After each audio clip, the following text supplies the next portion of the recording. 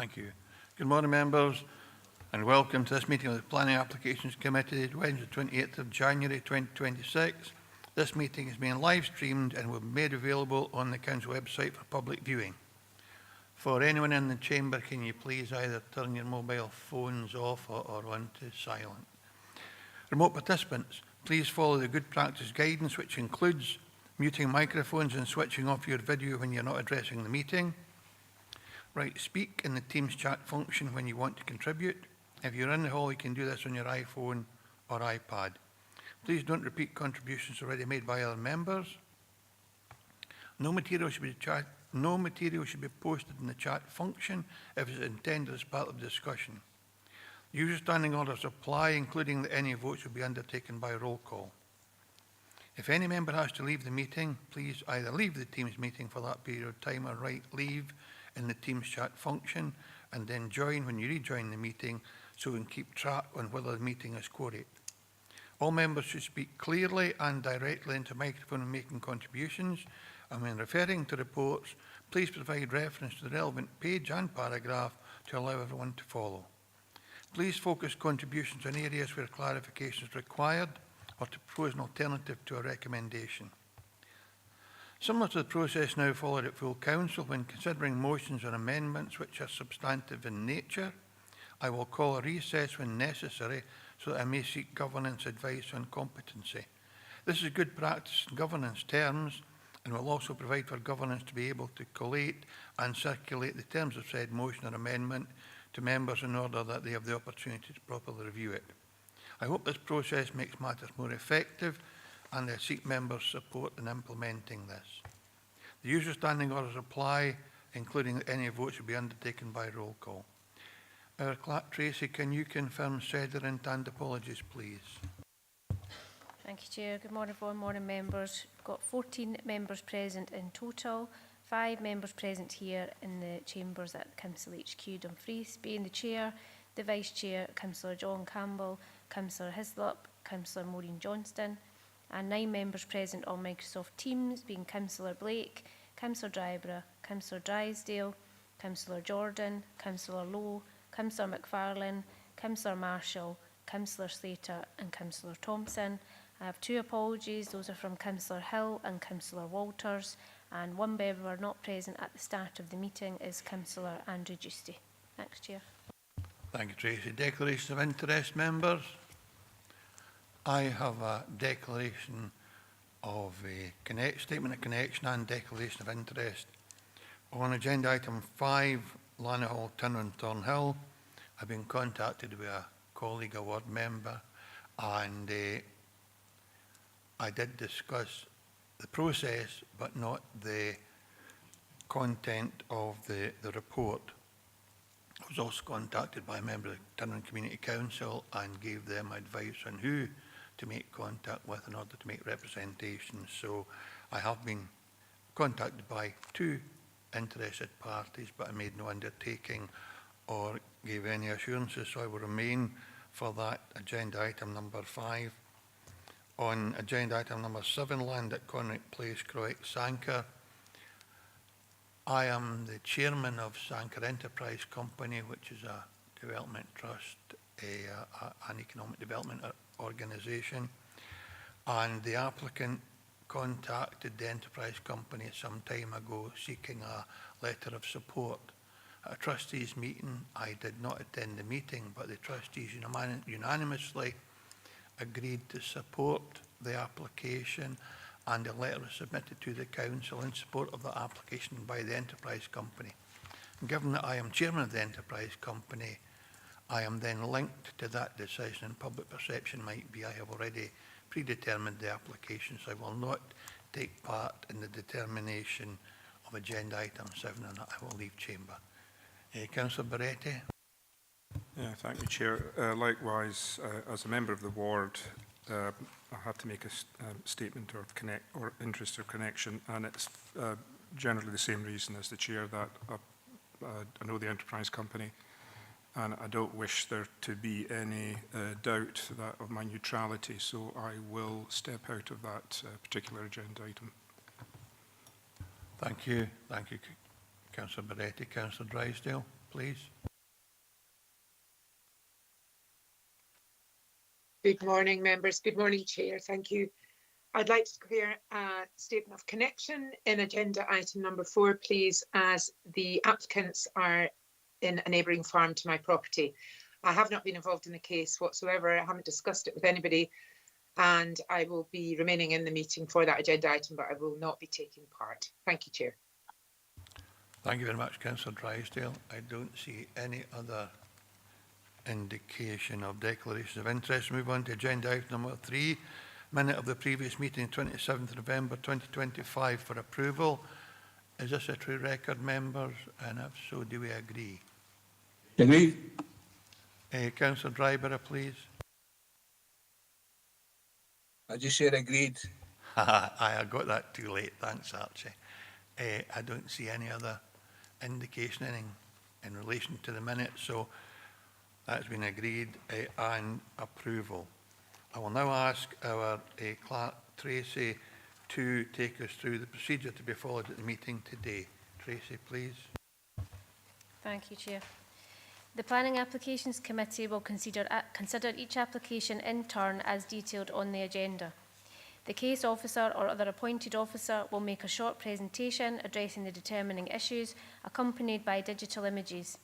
Any late information, amendments or corrections will be reported at this time. Members may ask questions of officers following the presentation on points of clarification. The Chair has been provided with a list of eligible representatives who have registered to speak at this meeting within the period specified in Council policy. No other persons will be allowed to speak. The Chair will individually invite those who have registered in advance to speak to make their presentation, after which they may be questioned by committee members. No questions may be asked of members. The order of eligible parties being heard will be as follows: third parties objecting to an application, third parties supporting an application, statutory consultees objecting to an application, elected members of Dumfries and Galloway Council who are not members of the Planning Applications Committee, and such members should withdraw from the meeting after making their presentation, and then applicants or their agents. Representatives were offered the option of attending today's meeting in person or joining remotely via Microsoft Teams, and a copy of the public speaking list is available from the committee officer taking notes of our proceeding. Presentations will be strictly limited to 3 minutes per person, except for national and major developments, which by their very nature are more complex, where the time limit will be 5 minutes. The Chair of the committee will ask you to come to a conclusion if you take too long. Representatives are encouraged to use the time allotted to clarify any points they consider material and address the determining issues. Certain matters are not normally material planning considerations and will not be taken into account by the Council when deciding on a planning application. Representatives should not raise any new matters without explaining why they were not raised earlier with the case officer. Please do not repeat what is in the report, as members will have already read the report. After all the representations have been heard, the meeting is then in formal session and no members of the public may address the committee from the public gallery. The Planning Applications Committee will then proceed to determine the application. Thank you, Chair. Thanks very much, Tracy. We now move on to business for today. Move on to agenda item number 4. An application for the erection of egg production unit, 2 feed silos, formation of access track, parking and turning areas, landscaping, alterations to existing access and associated works at White Cairn Farm, Kirkpatrick, Durham, Old Bridge River, Castle Douglas.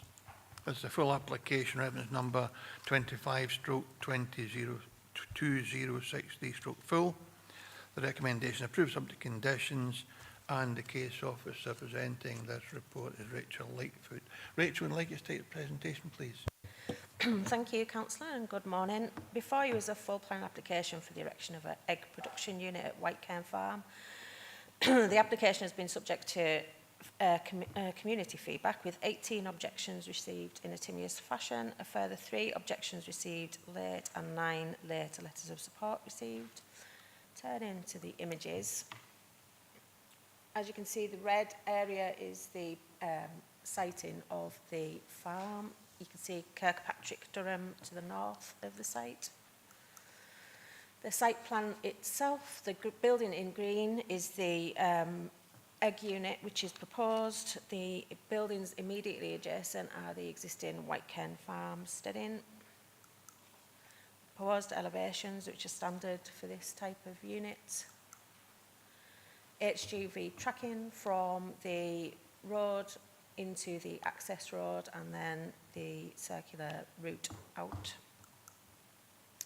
So just on the images, this is standing in the farmyard looking back towards the main road.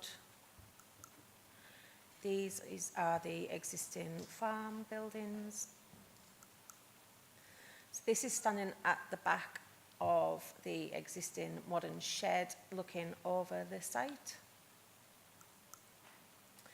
Again, just panning round towards Kirkpatrick Durham. This is the track and stone wall which forms the boundary of the field. So this is standing at the access looking towards Kirkpatrick Durham, and then looking south you can see that some works have been undertaken prior to the approval or determination of this application. So the key issues, as we see them, is an acceptable agricultural use in principle. It will support the long-term viability of an existing farm.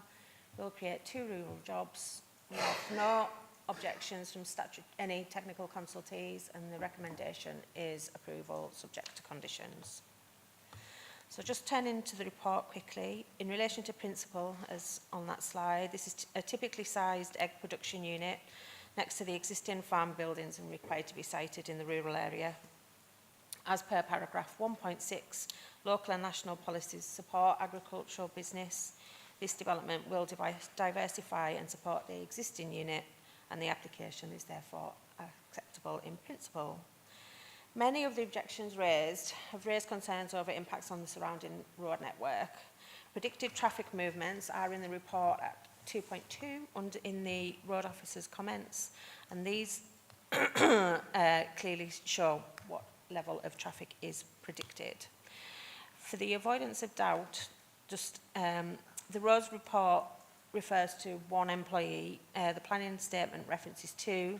The agent has confirmed that 2 employees will be required should this unit be successful. It is not considered that 1 additional private car movement would have a material impact on the highway network. The roads officer has also confirmed that there is no objections in principle to the proposal.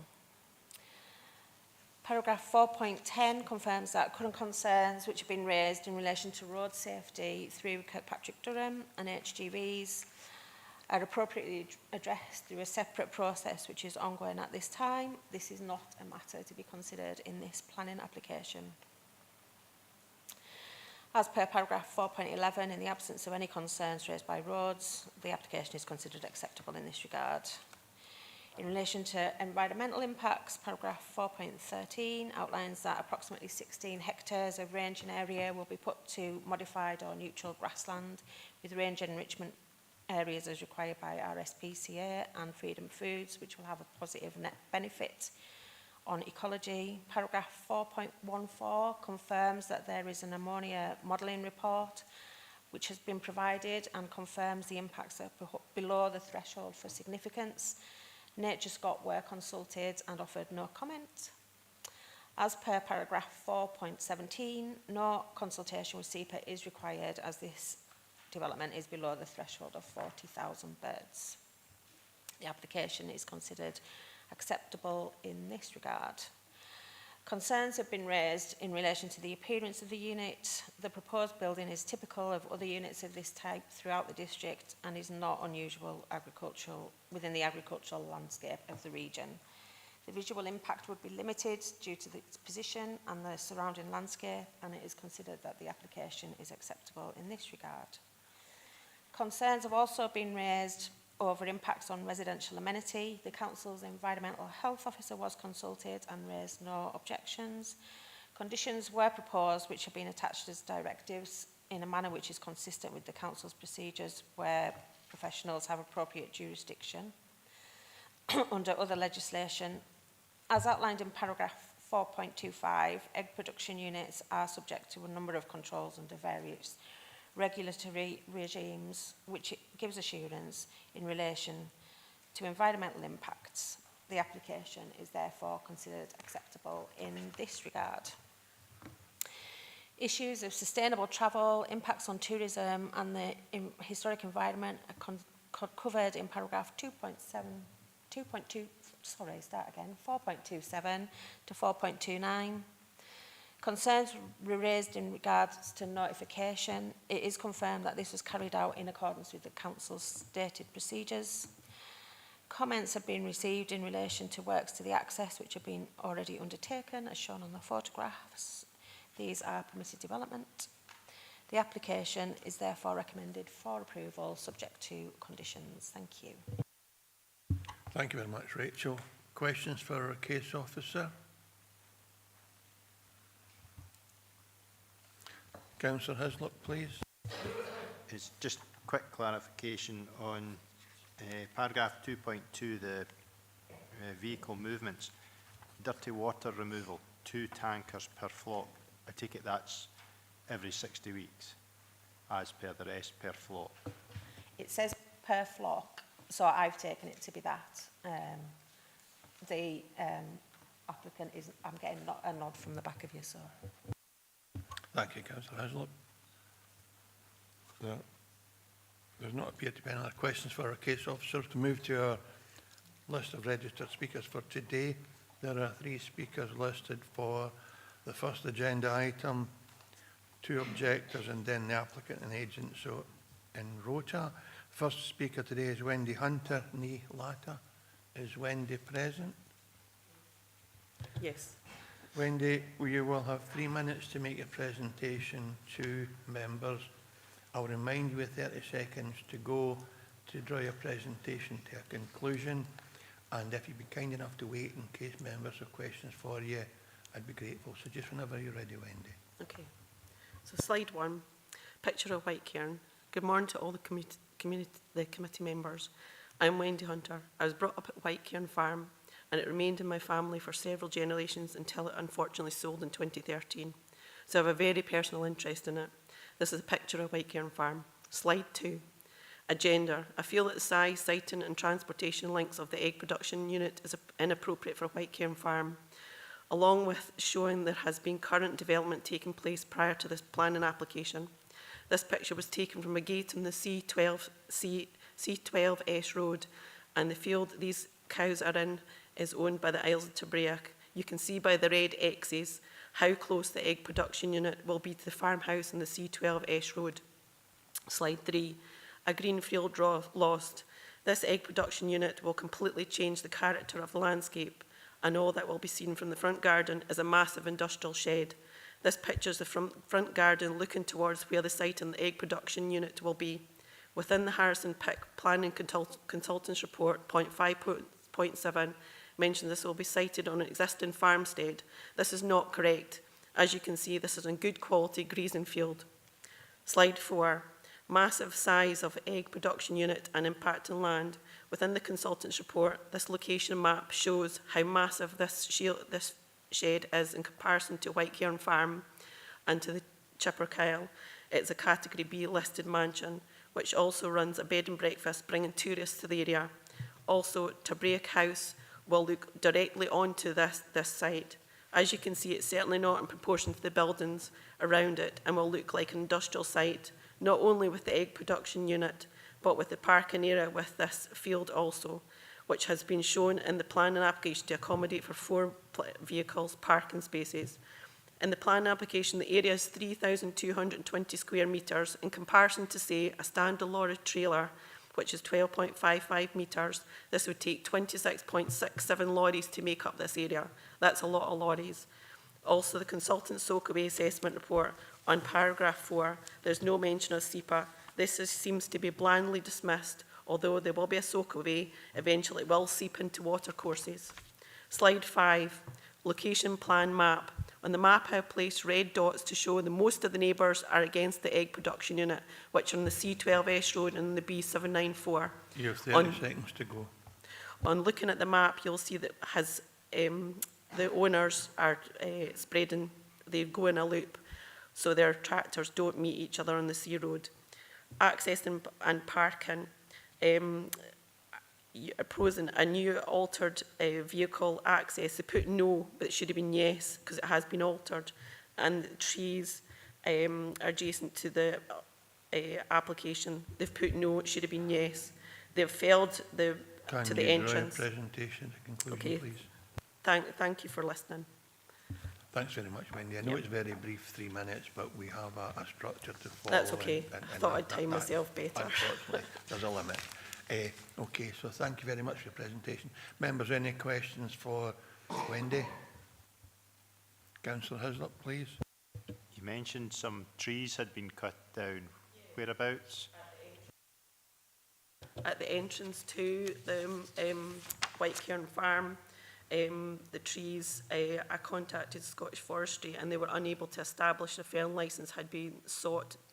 And also there's hawthorn hedging has been removed and the Rural Payments and Inspections Division unable to establish approval either.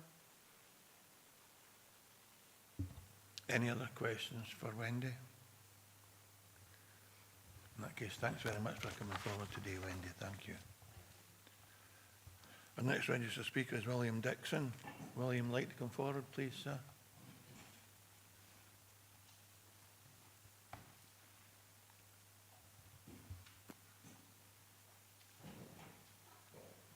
Again, William, I'll wait until you're ready, of course.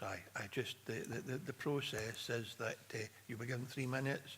I'll remind you with 30 seconds to go to draw your presentation to a conclusion. And if you'd wait in case members have questions for you, I'd be grateful. So in your own time, William, whenever you're ready.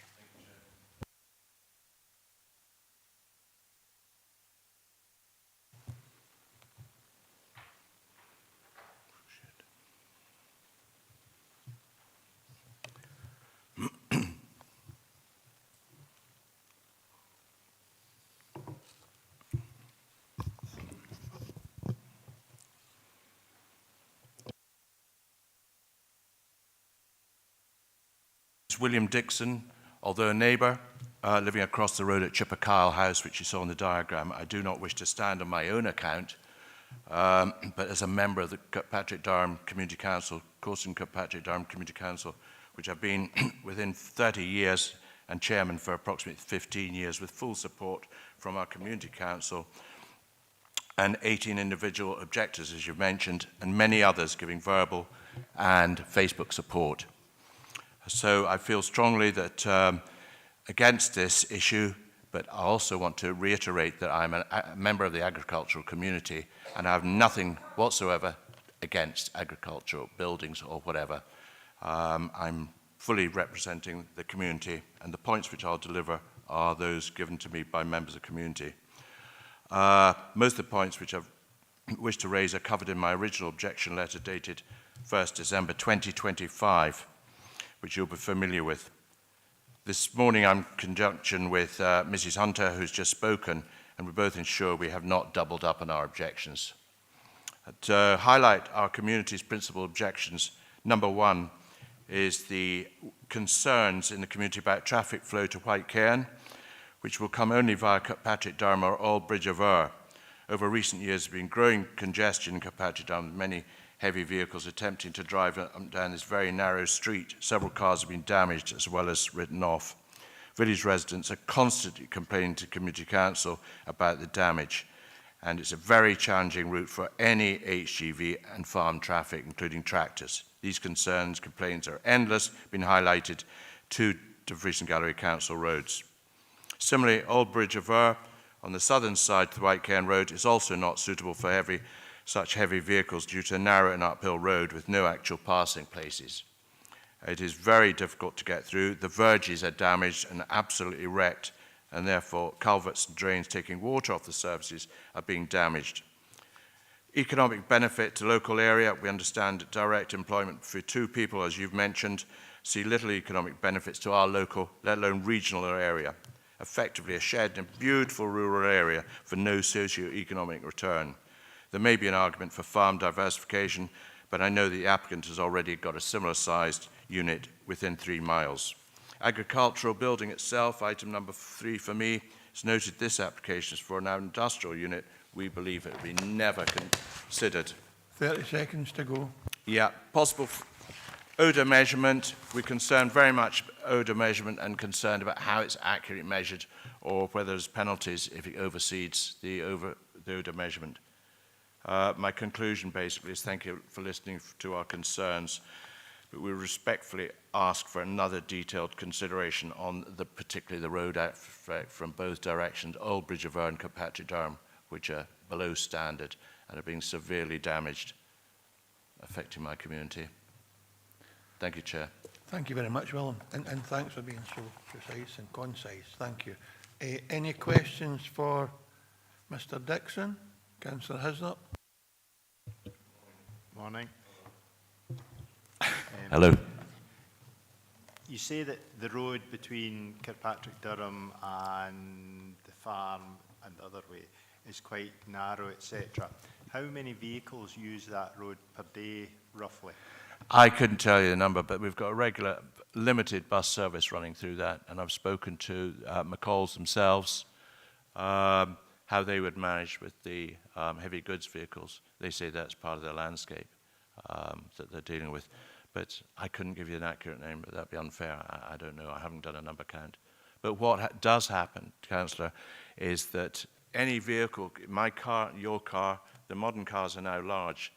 If there's one coming, one always has to pull into that verge.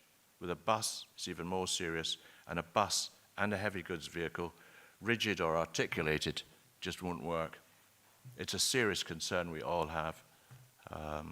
And the village matter also, that's even worse. Thank you for the question. Yeah. It's a road I've used, and I'm one of those guys who drive tractors, or used to drive tractors, and I have used that farm before with a 20.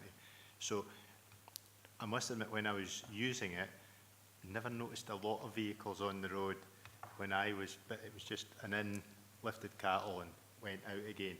So do you think it is going to be a problem with, is it 4 over 60 weeks, I think, for the Well, I flock think coming in? That'll be one day, but they'll come most likely one after the other.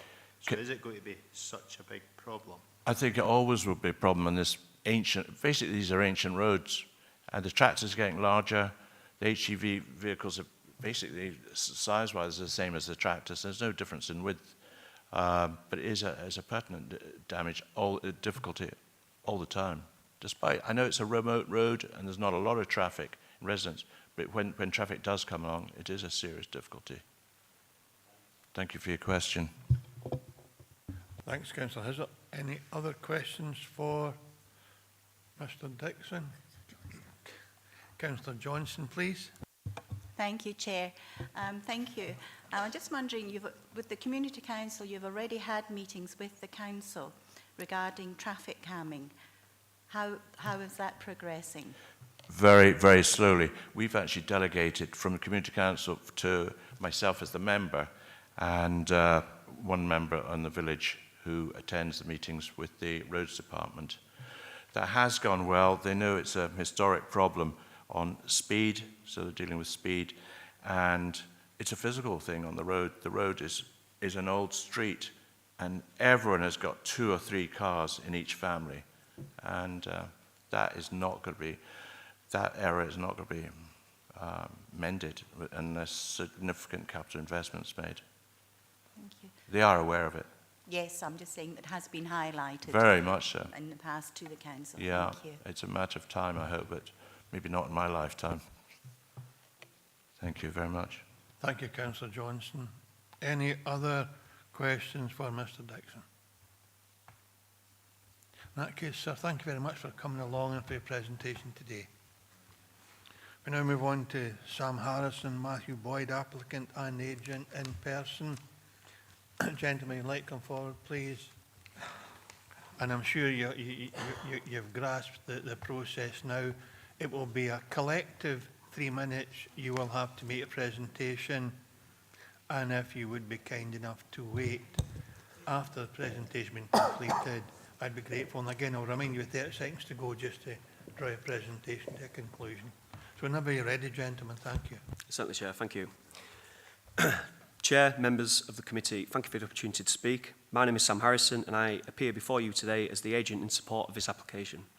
At the outset, I would respectfully draw members' attention to the very clear position set out within the officer's report. This proposal is recommended for approval and, crucially, it has attracted no objections from any statutory consultees.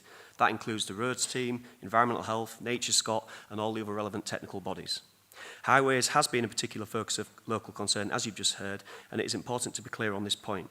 The Council's road team have fully assessed the predicted traffic movements, access arrangements, visibilities and vehicle tracking. Having done so, they have raised no objections subject to only standard and proportionate conditions. In planning terms, this is the professional and technical conclusion members are entirely entitled to rely upon.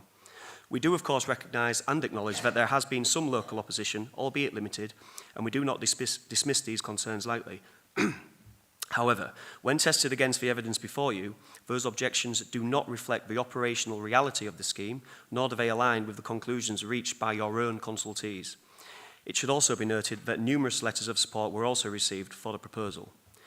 This scheme pertains to a 32,000 bird free-range egg-laying unit, which in agricultural terms is a relatively modest proposal. The proposal is supported by detailed assessments covering odour, noise, ammonia traffic and other environmental effects. All of these assessments have been independently reviewed through the consultation process and found to be acceptable. Where issues could arise, conditions are recommended which are clearly capable of controlling the development. Members will also have noted that the proposal sits squarely within local and national policy support for rural development and farm diversification, with a strong focus on domestic food production. The report is clear that this is a scheme that supports the viability of an existing agricultural business, contributes to the rural economy, and does so without giving rise to unacceptable impacts on amenity, landscape, biodiversity, or indeed the road network. In short, this is a policy-compliant, well-assessed agricultural development supported by your officers and unopposed by any statutory consultees.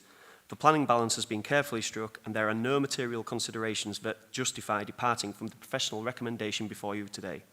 For those reasons, Chair, members, I respectfully ask that you follow your officer's recommendation and grant planning permission. I'll now hand you over to the applicant, Mr. Matthew Boyd. Thank you for your time. My name is Matthew Boyd, and I'm speaking today not only as the 30 applicant... seconds to go, Matthew. Sorry? 30 seconds. Not only as the applicant, but as the next generation of our family farming business. My family has farmed in the area for generations, and like many farming families locally, we've had to adapt and invest carefully to remain viable in a rapidly changing agricultural landscape. This proposal is about building a sustainable future for the farm, which I'm taking forward. Modern farming cannot rely on a single income stream, and schemes like this allow us to diversify sensibly, spread risk, and not put all of our eggs in one basket. The unit has been designed to modern standards and to operate efficiently and responsibly, and will sit firmly within the existing agricultural character of the area. Can you draw a presentation to a conclusion, please, Matthew? For me, this scheme is about succession, stability, and ensuring that farming remains viable remains a viable future for my generation and the next. I hope members will feel able to support the application. Thank you. Thanks very much, gentlemen. Thank you. Any questions for either Sam or Matthew? Councillor Slater, followed by Councillor Hislop, please. Councillor Slater.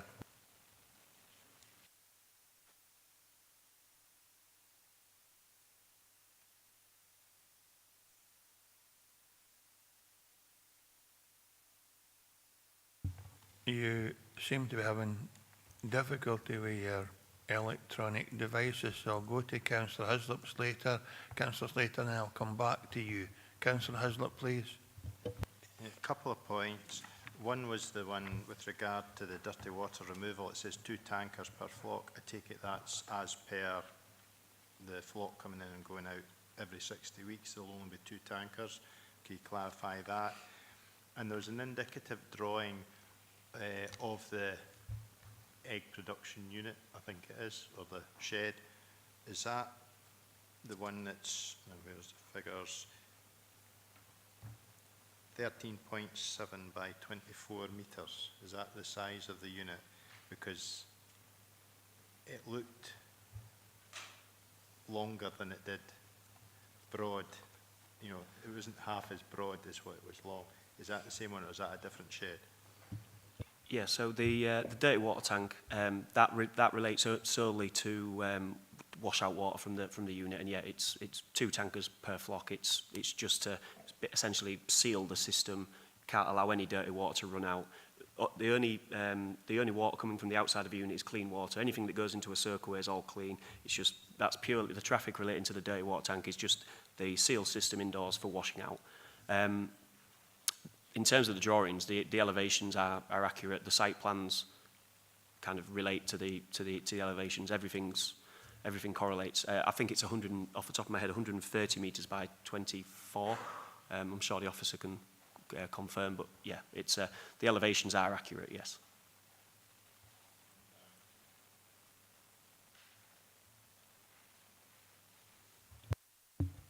Thank you, Councillor Hislop. Try again, Councillor Slater. See if you're online. This time you have indicated to speak. It might be you're in silent. I've got Councillor Barretti looking to speak, so I'll come back to you for a third time, Councillor Slater, after Councillor Barretti has spoken. Councillor Barretti, Tony, please. Thank you, Chair. On page 22 of our notes, and it says you've got roof-mounted solar panels are proposed. On the elevation drawings, it doesn't show any of the panels. Is there a reason for that? Not necessarily. Possibly an oversight on our part. It would have made a difference to the aspect of the building because, as you might be aware, there are different types of panels, whether they're silver, white, black, and that can have an impact on the view of the building from a distance. I mean, we'd be more than happy to a condition to be imposed, approving the specification of the solar panels if needed. Okay, thank you. That's fine. Thank you, Chair. Thanks very much, Councillor Barretti. Last opportunity, Councillor Slater.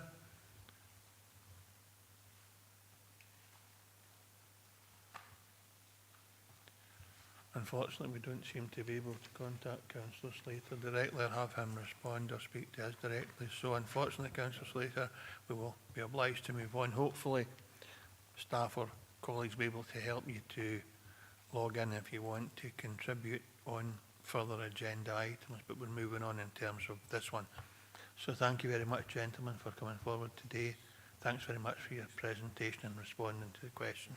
And the same goes to the objectors. Thanks for your contribution today. Members are now in session.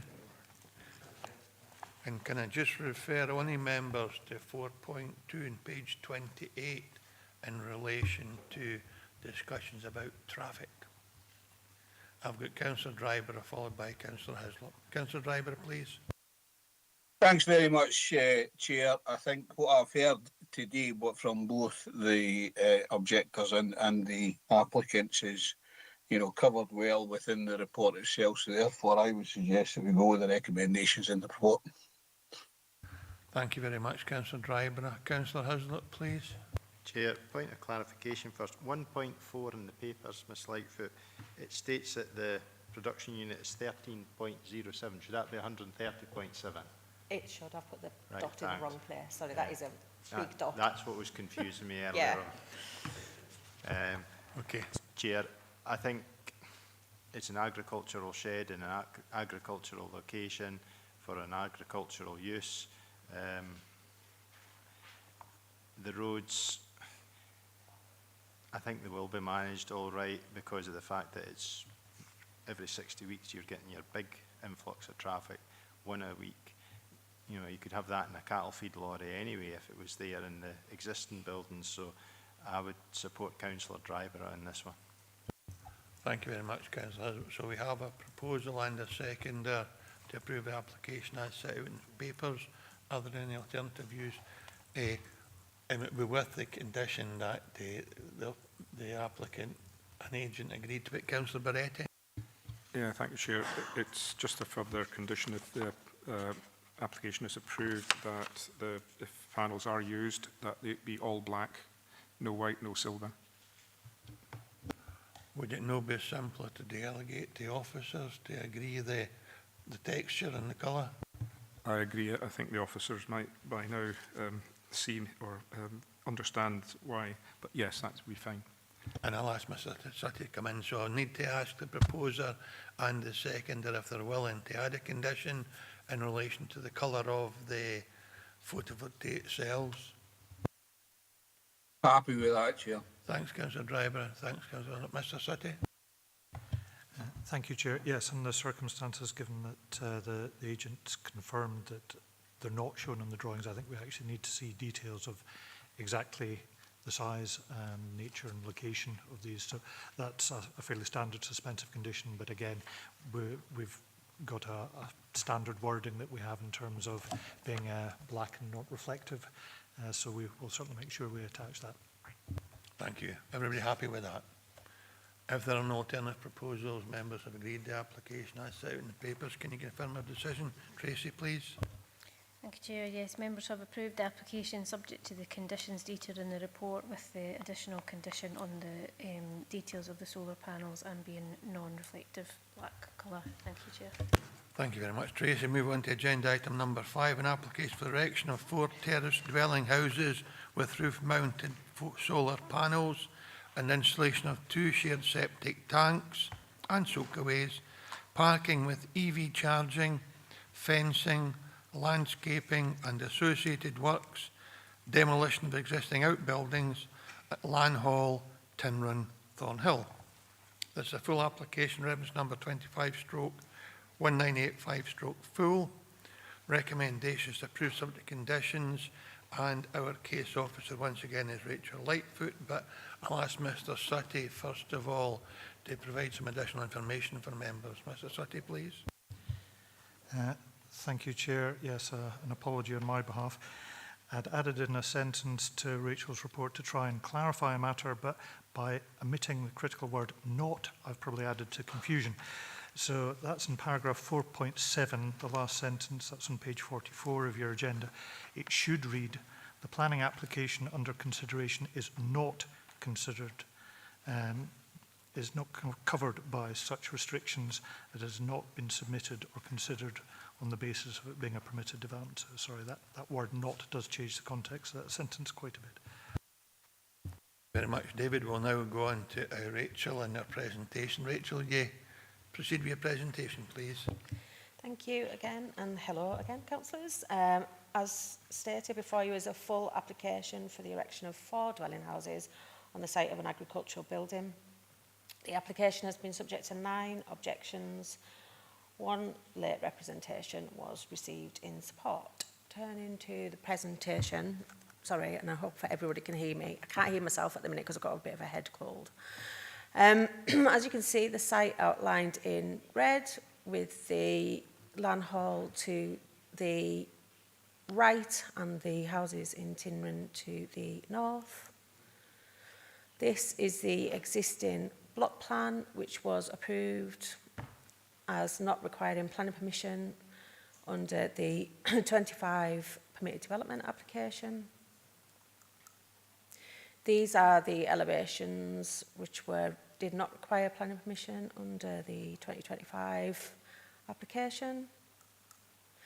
So these are the elevations as currently proposed. You can see that the 4 dwellings continue to be in a terrace with stone to the wall-in, slate to the roof, and a composite cladding to the porch areas.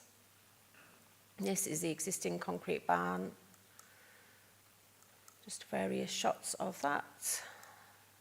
This is the barn to the south, which will remain and is unaltered. This is the existing access track, which is to be used. The track to the rear of the dwellings down to Tinrun. And the access on to the main road at the lodge, looking in both directions. You can see where the car is, that's the access up to the dwellings. And then the access from Lan Hall at the other side of the street, looking again in both directions. So, given the fallback position established under the permitted development application, the proposals are considered to be acceptable in principle. The proposed use is considered to be compatible with surrounding development. The proposed design is considered to be an improvement on that which did not require permission under the 25 application for permitted development. There are no objections from consultees, and the recommendation is approval subject to conditions. Just as David was stating there before, it is important to start with the history of the site. As explained within paragraph 4.6, the site benefits from an extant position for the conversion of the barn to 4 dwellings, as shown in the previous slides. Comments have been made in regard to the previous application, and just to really clear up any confusion, prior notification applications do not undergo any public consultation. There is the short turnaround time and they are subject to technical concerns only. The application for permit development does not in itself form a grant of planning permission, but seeks to inform the planning authority before permit development rights are exercised. It acts as a check for permit development proposals to ensure compliance with regulations only. This is, again, as discussed in paragraph 4.6, and falls a fallback position to this application, and this type of fallback position has been considered several times in law courts. By virtue of this fallback position, the current application is considered as acceptable in principle, as the residential units being of the same number are considered broadly similar in terms of impacts. In relation to design, it is considered that design before you does represent a betterment. It retains the terraced appearance and is a more traditionally detailed dwelling. The proposed building is bigger, as stated in paragraph 4.9, but this is not considered to be so sufficient a difference to warrant refusal. Concerns are noted in relation to the increase in windows. However, all of the standard requirements for window-to-window separation are exceeded, and it is therefore concluded that there will be no unacceptable impacts in this regard. Concerns are raised in relation to the access. The Council's road officer has raised no objection. The previous prior notification allowed for 4 houses, and this application will provide a similar level of accommodation. In the absence of any information to the contrary, the impacts in terms of roads are considered to be acceptable. Paragraph 4.21 to 4.25 provides commentaries on other matters which have been raised but are not material planning considerations to this application. In conclusion, the existence of a strong fallback position frames the consideration of this application, which is considered to result in an improved scheme with no additional impacts, which would be so great as to warrant refusal of the application. Accordingly, it is recommended for approval with the proposed conditions. Thank you. Thank you very much, Rachel. Questions for our case officer?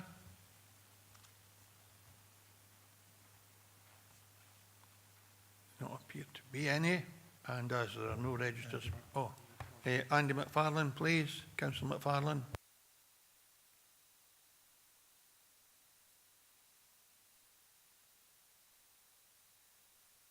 Unless there's something wrong with our IT, Councillor McFarlane, we can't hear you either. We had an issue with Councillor Slater early, so we might have to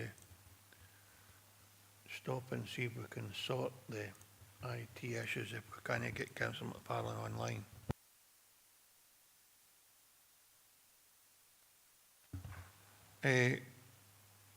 Councillor Barretti has suggested maybe we can't hear you, Councillor McFarlane.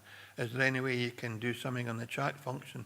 We're not supposed to use the chat function if it's related to the planning application debate. However, maybe in this instance we could have that message read out to members and copied in a report in some fashion. I'll seek guidance from governance in that. It wouldn't be helpful to deny Councillor McFarlane or Councillor Slater in the last issue the opportunity to address the committee. So I think members will have a 10-minute recess to see if we can resolve issues and take advice then from governance on what to do next. Unless you have advice now, Tracy, governance. Thanks, Chair. I was just going to suggest a short recess. We did manage to hear Councillor Drysdale at the start of the meeting, who was also online, and we've heard Councillor Driver as well. So I'm happy to call Councillor McFarlane and Slater during the recess, and I'll try and see if we can get something resolved. And for benefit of other members, Councillor Drysdale has said that she used her council phone. That worked for her instead of using laptops or tablets. So maybe that's an opportunity as well. But we'll have a recess and we'll try and resolve this. Say 11:20. Resume at 11:30. A 10-minute recess.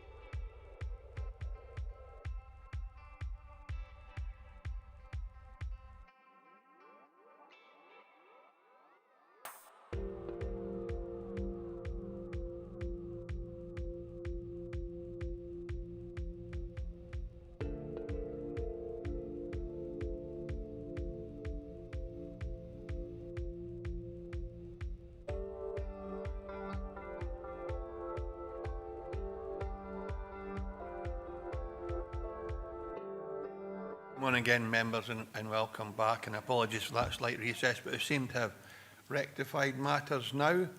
So we are on agenda item 5, and we are at questions for the case officer. I'm sure we all saw Rachel's presentation, and we move to the first question for case officer, which comes from Councillor Andy McFarlane. Andy, please. Yeah, thank you, Chair. Can I check you can hear me? Yes, indeed. Smashing, thanks. Yeah, it's the first time I've come across this at planning, and I really just want a little bit of clarification. I know it's come before us because there are a number of objections, but it seems that if we were not to approve this application today, it would still go ahead because there's an extant permission because of the previous application. Is that correct? Rachel, and then David if need be. Rachel, please. Sorry, I couldn't get the button to press. So they have an extant consent, for want of a better word, under the permitted development rights for the notification of 4 dwellings, which forms their fallback position, because that they can do that without need for any further recourse to the planning authority. So this is to provide a different scheme to the 4 that are extant. But yes, if this 4 didn't go ahead, then there is another mechanism, through which they can get 4 in any case. I think, not that I want to interfere in what Rachel's saying, but I think this application exceeds the footprint by a few metres in either direction. And I think what the permission will be would be to develop on the footprint of the unit rather than the proposal before us today. Is that right, Rachel, or is that complicating matters? So the consent which is outstanding through the notification is for 4 dwellings, which would be a conversion of that building that we saw on the photographs in the presentation. The application which is before you today is a full application to knock that building down, so demolish that building and put up a terrace of 4 dwellings, which would be about 3 metres wider, and I think it's about about a metre and a little bit taller. So it is a different, these buildings, as we are looking at them today, would be complete new builds. Councillor McFarlane, I see you want to come back. Yeah, thank you, Chair. I don't know if Mr. Suttie might sort of answer this as well, but on page 38, it's within the comments of Tyrone Community Council, the 2.112, the 3rd paragraph, it says in there that they've highlighted that they prohibit demolition to make way for new buildings, which seems to suggest that we're getting mixed messages here. You know, what we're saying is that actually they should be able to use the old building and convert it under that permission. Are we saying that this is completely different from that, whereby they are going to demolish that and rebuild? So I'm just slightly confused. Be grateful for any clarification. Thanks. Get Mr. Suttie to help. Andy, please. Thank you, Chair. It's fair to say this is quite a complicated one, and it took me a while to get my head around it as well. And as I say, I'll probably confuse matters by missing out that critical word "not" in 4.7. Just to go back a step on this, 2021, the Scottish Government changed legislation and introduced part of, as an amendment to the Town Country Planning General Permitted Development to Scotland Order 1992, and they introduced Class 18B. So what that basically means is that in certain prescribed circumstances, you can convert an agricultural building and make some alterations to it without needing planning permission. It's a permitted development, so we have no locus on that. Now, that is what I think the Community Council are, they're mixing apples with oranges. They're saying you can't demolish the building. Well, that's true, you can't demolish the building and have it as a permitted development for a conversion, but all you have to do is put in a notification to the planning authority, setting out what you're intending to do, and we have 28 days to look through that, check that it does indeed fall within Class 18B, and if it does, we just write back and say we're not requiring what's called a prior approval for the details of it. But even then, it's very limited as to what we can do. So that's what happened with this application before, sorry, notification before, correcting myself. So that is a permitted development. That can be undertaken, and there's nothing that any of the objectors, the council, can do about it. That is actually set out in law. What they are now applying to do is something completely different. They're applying for planning permission to demolish and put up 4 completely new buildings. Now, at face value, when I first saw this and saw the recommendation, my immediate question is, why are we considering approval for 4 new houses in the countryside? And the reason is because it's a fallback. Now, as Rachel quite correctly set out in the report, it's really set out in 4.6. The development plan status is this is contrary to policy. So we shouldn't be accepting it. And then that bold section under section 25, it says, unless material considerations indicate otherwise.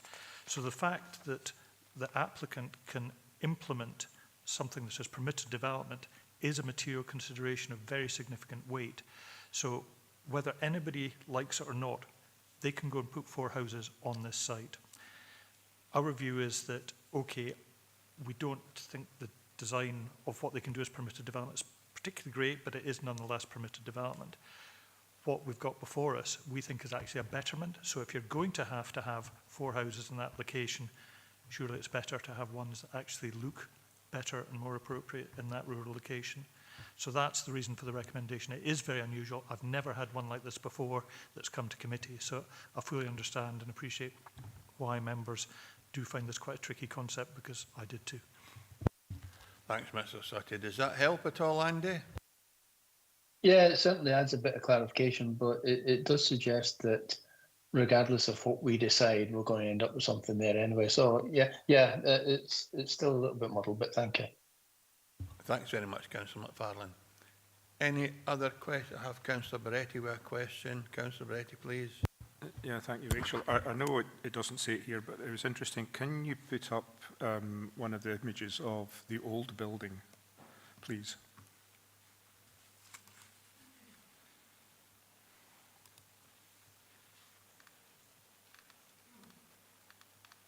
So those are the old building as approved for the... No, the actual Oh, old the actual building, sorry. Yeah.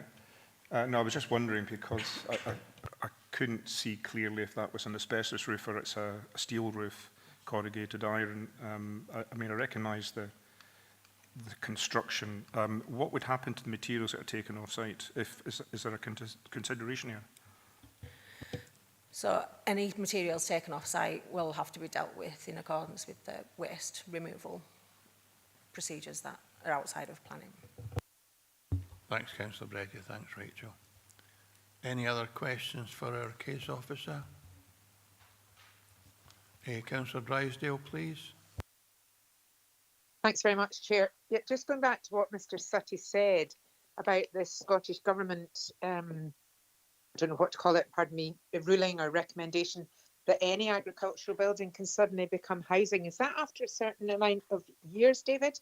Or are we, due to this new implementation of this policy or previous implementation of this policy, going to now see houses springing up all over Dumfries and Galloway that were originally sheds? And I'm assuming they're just sheds are similar to that we've just seen in the picture.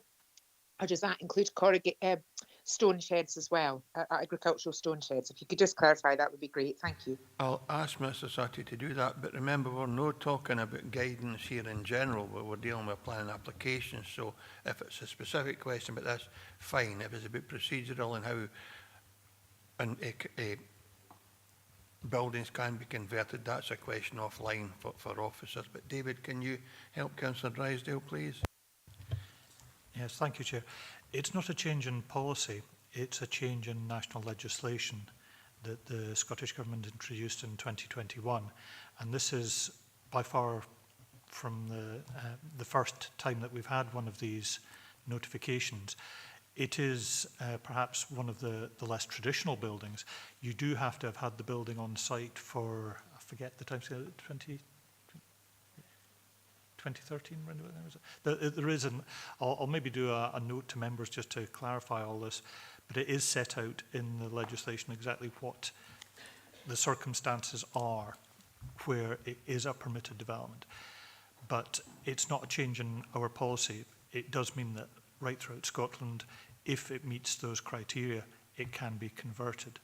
And as I say, this isn't the first one we've had. It's the first one that's come to committee where somebody's not wanting to actually convert the building that they've put in the notification for, but it's saying, well, I've got that, but I now want to demolish it and put a completely new development on the site.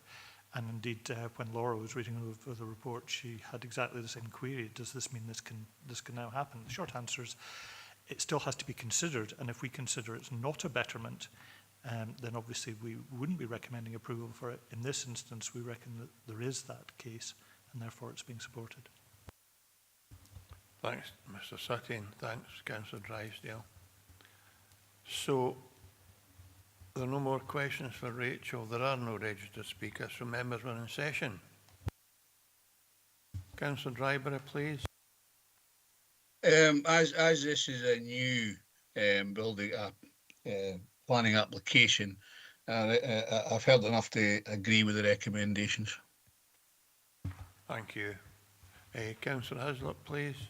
Chair, actually, when you do look at it as a betterment, I would say the original proposal doesn't appeal to my taste, but the new one does. But I think it does show that anybody with a bit of nous about them can circumvent planning in the countryside and find an old barn or something and do it up. But happy to support Councillor Dryburgh on this one. Thank you. Any alternative views? In that case, the application has been approved. Can you confirm the committee decision, please, Tracy? Thank you, Chair. Members have approved the application subject to the conditions detailed within the report. Thank you. Thank you, Tracy. Move on to agenda item number 6. An application for the erection of a dwelling house with ground-mounted solar panels and installation of air source heat pump at site adjacent to Brayfoot, Dondergie Road, Isle of Whithorn. Application type is full application, reference number 25/2070/full. Recommendation is to refuse, and our case officer is Iona Brooke. Iona, Rachel, is it? Go on then, Rachel. Rachel Lightfoot will take us through the presentation. Rachel, whenever you're ready, please. Good morning again. As stated, this application is for full planning permission for the erection of a dwelling house. It is being called in for decision making. Additionally, the application has resulted in 8 objections and 8 letters of support. Turning to the presentation, the site is a gap between the existing dwellings within Whithorn and the outlying dwelling to the south, as seen on the location plan. This is the proposed site plan. You can see the outline of the house with patio space to the front and rear.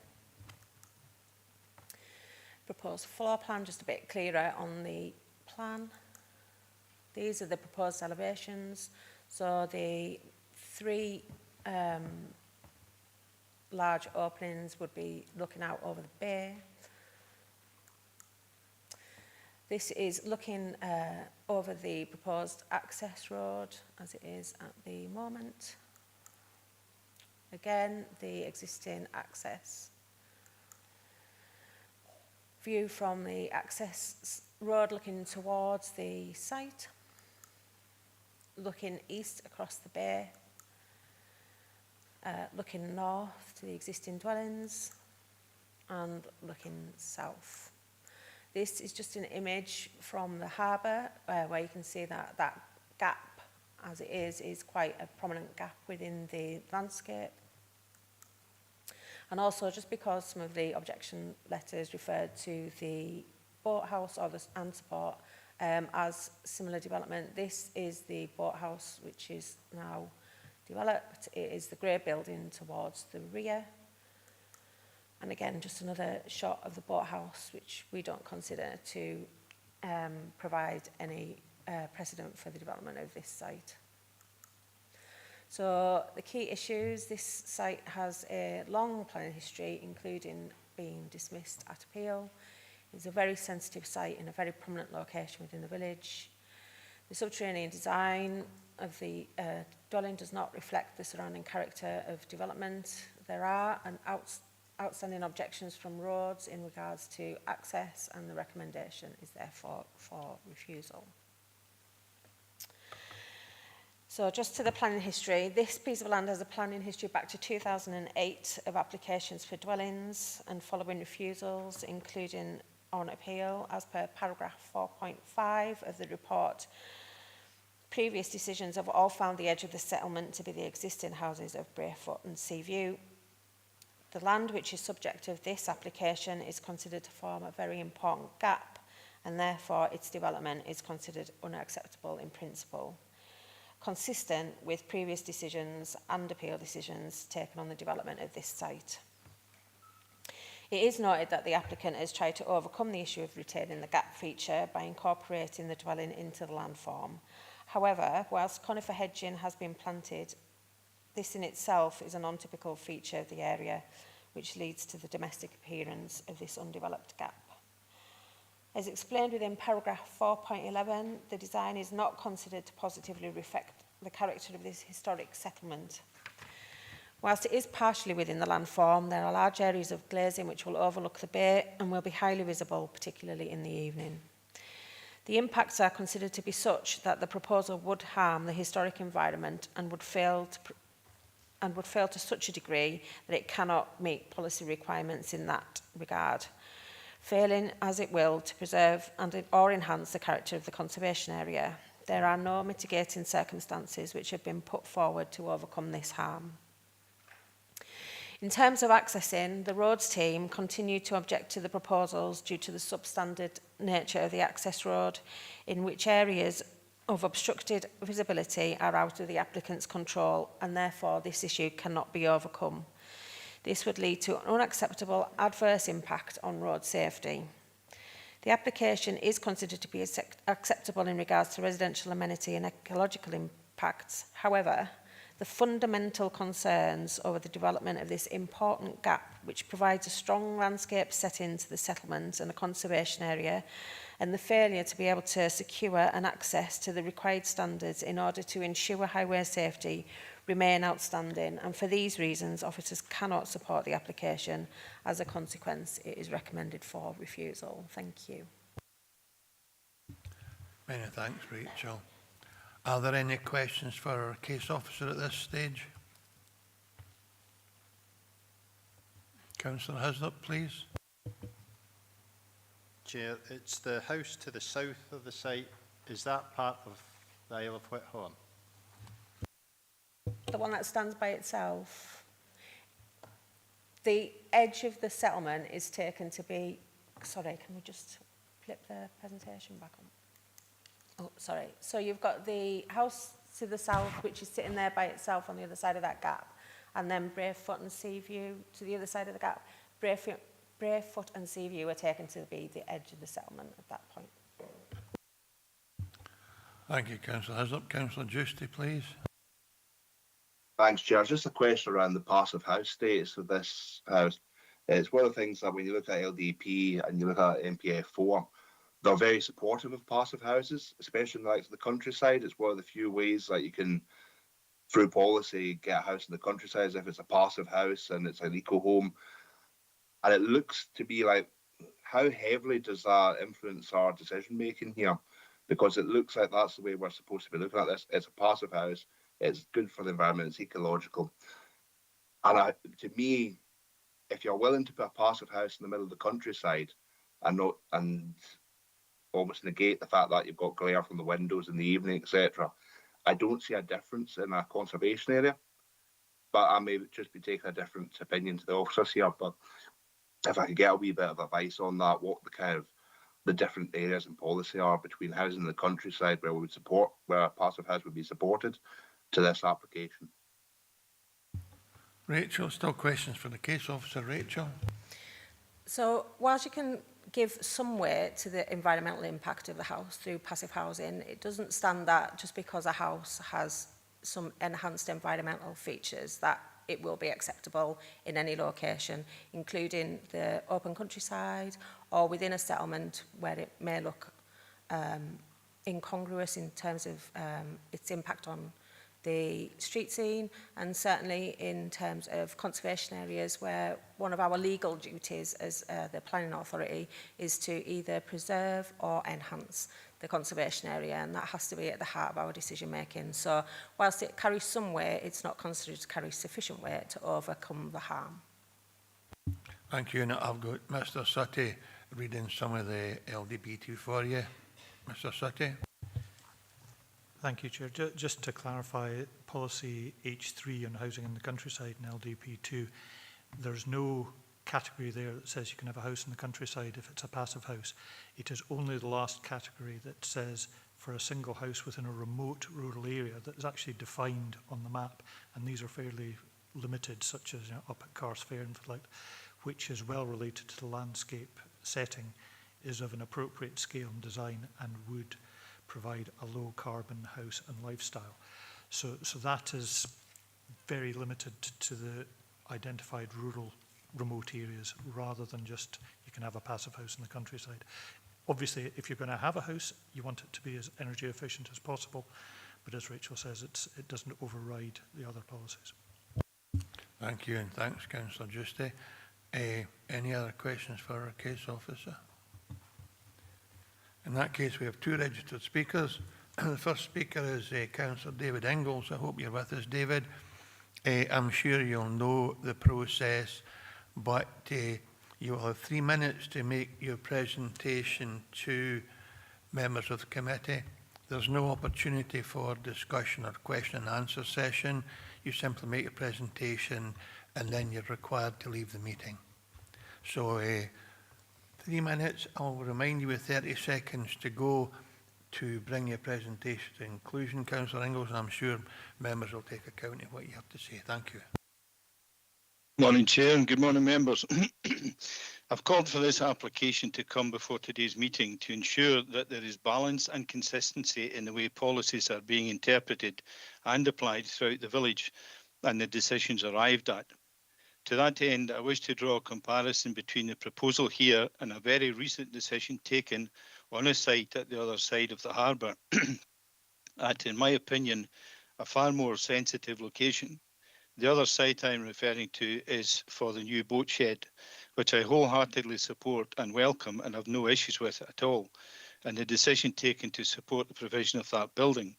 My problem, however, is that how can such a large building of at best functional styling and design at a far busier and significantly more conspicuous location in a conservation area be considered acceptable in terms of its impact upon the sensitive character of the conservation area, when this proposal, which can be appreciated from the images, will be a far less conspicuous or obvious build at a detached and more remote setting, is being so challenged. I ask you to consider what possible greater harm to the appearance of the conservation area will the proposal have when you can hardly see it from across the harbour than that of the significantly larger industrial-esque shed that has been built next to the car park and the access to the scheduled and archaeologically sensitive St Ninian's Chapel and the cairn. If such a large prominent portal steel framed shed is deemed to be in keeping with the character, appearance and setting of the conservation area, then I submit, in the interest of consistency, then so can the proposed dwelling. I'd like to draw members' attention to the fact when this was first brought to committee in April last year, Rhodes had no objections to the proposal. Now the scheme has not changed any between then and what's before you today, yet Rhodes are now objecting. What has been the change in policy or standards to merit such a change, when it is the same proposal from a Rhodes point of view? Which opinion here can you trust to base an informed decision on?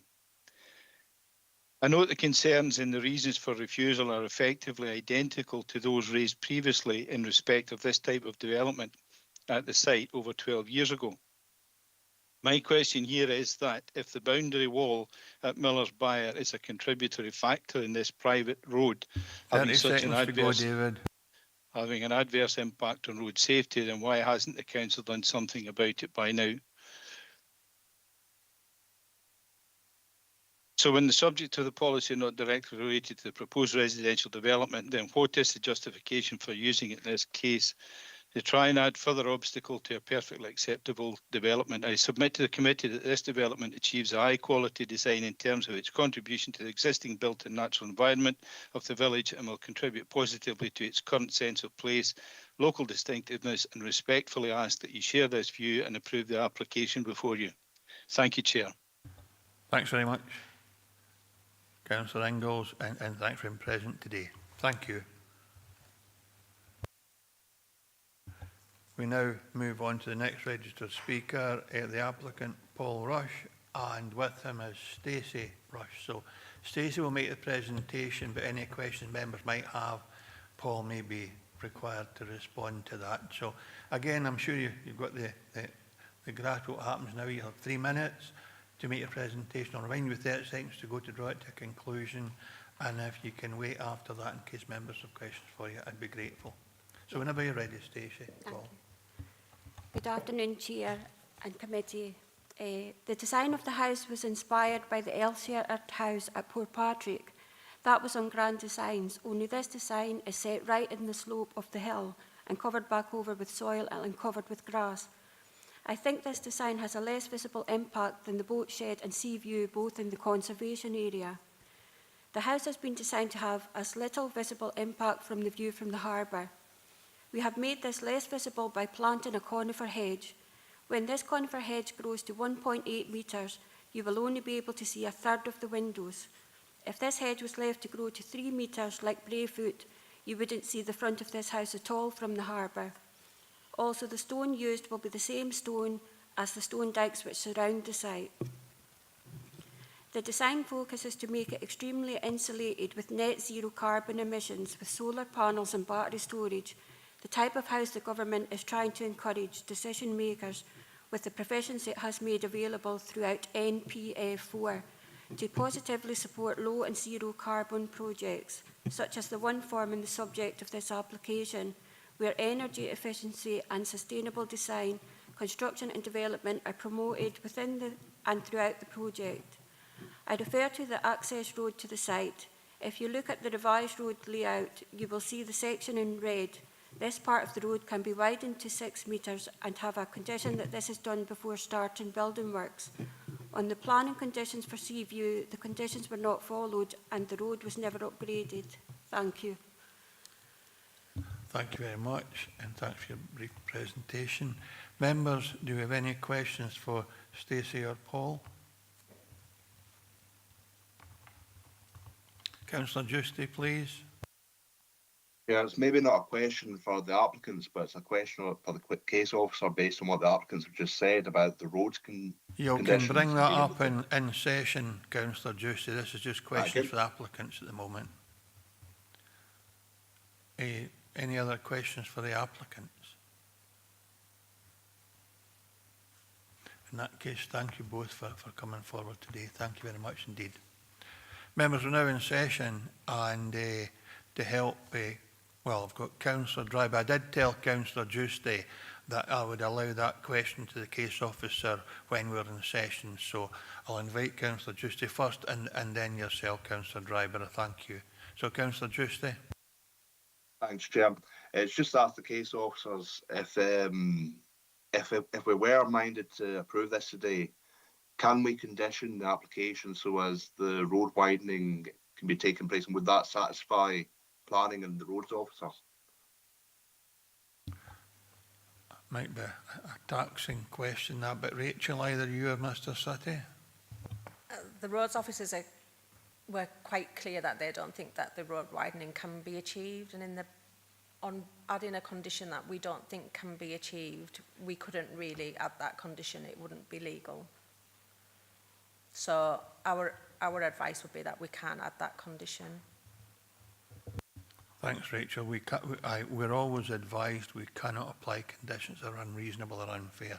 But we'll come to that in session, I'm sure, Councillor Giusti, if there's a proposal to that effect. Councillor Driver, please. Yeah, thanks very much, Chair. And whilst I'm very supportive of people bringing eco houses forwards in the appropriate place and condition, I think on this one, I would have to agree with the recommendations that are within the report, and I would put that forward as a motion. Thanks, Councillor Ryber. That's a proposal to go with the recommendation. If there are no other proposals or suggestions, Kim Lowe, please. Councillor Lowe. Yeah, I would second Councillor Ryber's proposal to go with the officer recommendation. Thank you very much, Councillor Lowe. And since there are no alternative views, can you confirm the decision of the committee, please, Tracy? Oh, Mr. Sutty. Thank you, Chair. Yes, it's a day for typos. As you yourself spotted, the third reason for refusal for the development is included twice in the first line, so there's no requirement for the development to have a, is what it should read. Thank you. Thanks for that clarity, yes. So confirm the decision of the committee, please, Tracy. Thank you, Chair. Members have agreed to refuse the application on the grounds detailed in the report. Thank you. Thank you very much, Tracy. We now move on to agenda item 7, where Councillor Beretti and I have both declared an interest and will not participate in the determination, so we will leave the room, and I'll leave that in your capable hands, governance.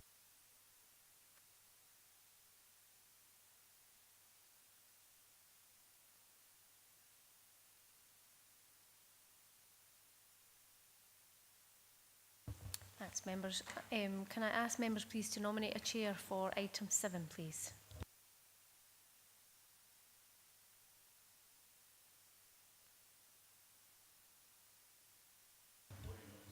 Any nominations?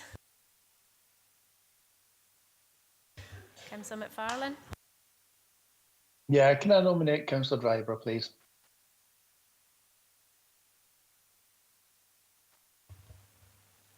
Councillor Driver, are you? I'm happy to do that. Councillor Drysdale? Yes, I'd be very happy to second that, but I don't suppose it needs a seconder, does it, Tracy? No, No, okay, that's sorry. fine. Thank you. Thanks. Thanks, Councillor Driver. Okay, this is item number 7, and it's the alterations and change of a use for former art school to form 14 flatted dwellings at former School of Art, George Street, Dumfries. Application type is a full application. The number is... Sorry, Chair. We're on item 7. That's what I thought it was in. Did I not say that? So it's Sorry, that was me. Right, so item 7 is siting of 3 glamping pods with associated decking and a reception hut, storage hut, a bicycle store, alterations of existing access, installation of a shared septic tank and soakaway and formation of access road, parking areas, landscaping and associated works at land at Conrig Place, Croic, Sanka. The application is a full application, number 25 2099 full. The recommendation is to refuse, and it's Claire Ingram that's going to be doing this. So Claire, can I ask you to do your presentation, please? Thank you, Chair. Okay, as mentioned before, this is the planning application for the siting of 3 glamping pods with decking, reception hut, storage hut, bicycle store and associated site works. It has been called into committee today for a decision. The application was subject to 2 objections and 8 letters of support. So the slide here just indicates the location plan, the site outlined in red as usual, and located in the meander of the Croic water there. It's located in North Croic, approximately 1.6 kilometres north of Sanker by road. It's accessed by the U462N road to the southeast, and the application relates to an area of vacant ground. There's a group of houses to the south on Conrig Place. Opposite the site to the east is Broomfield Cottage, and to the northeast lies Millbank. This slide indicates the proposed layout of the 3 glamping pods. There are 2 general use glamping pods to the left-hand side, and the accessible pod is seen indicated in the centre of the plan. The reception pod, storage hut and bike store are on the right-hand side. An area of landscaping is proposed to the north of the site, and access is to be taken from the existing public road through Conrick Place to the south there.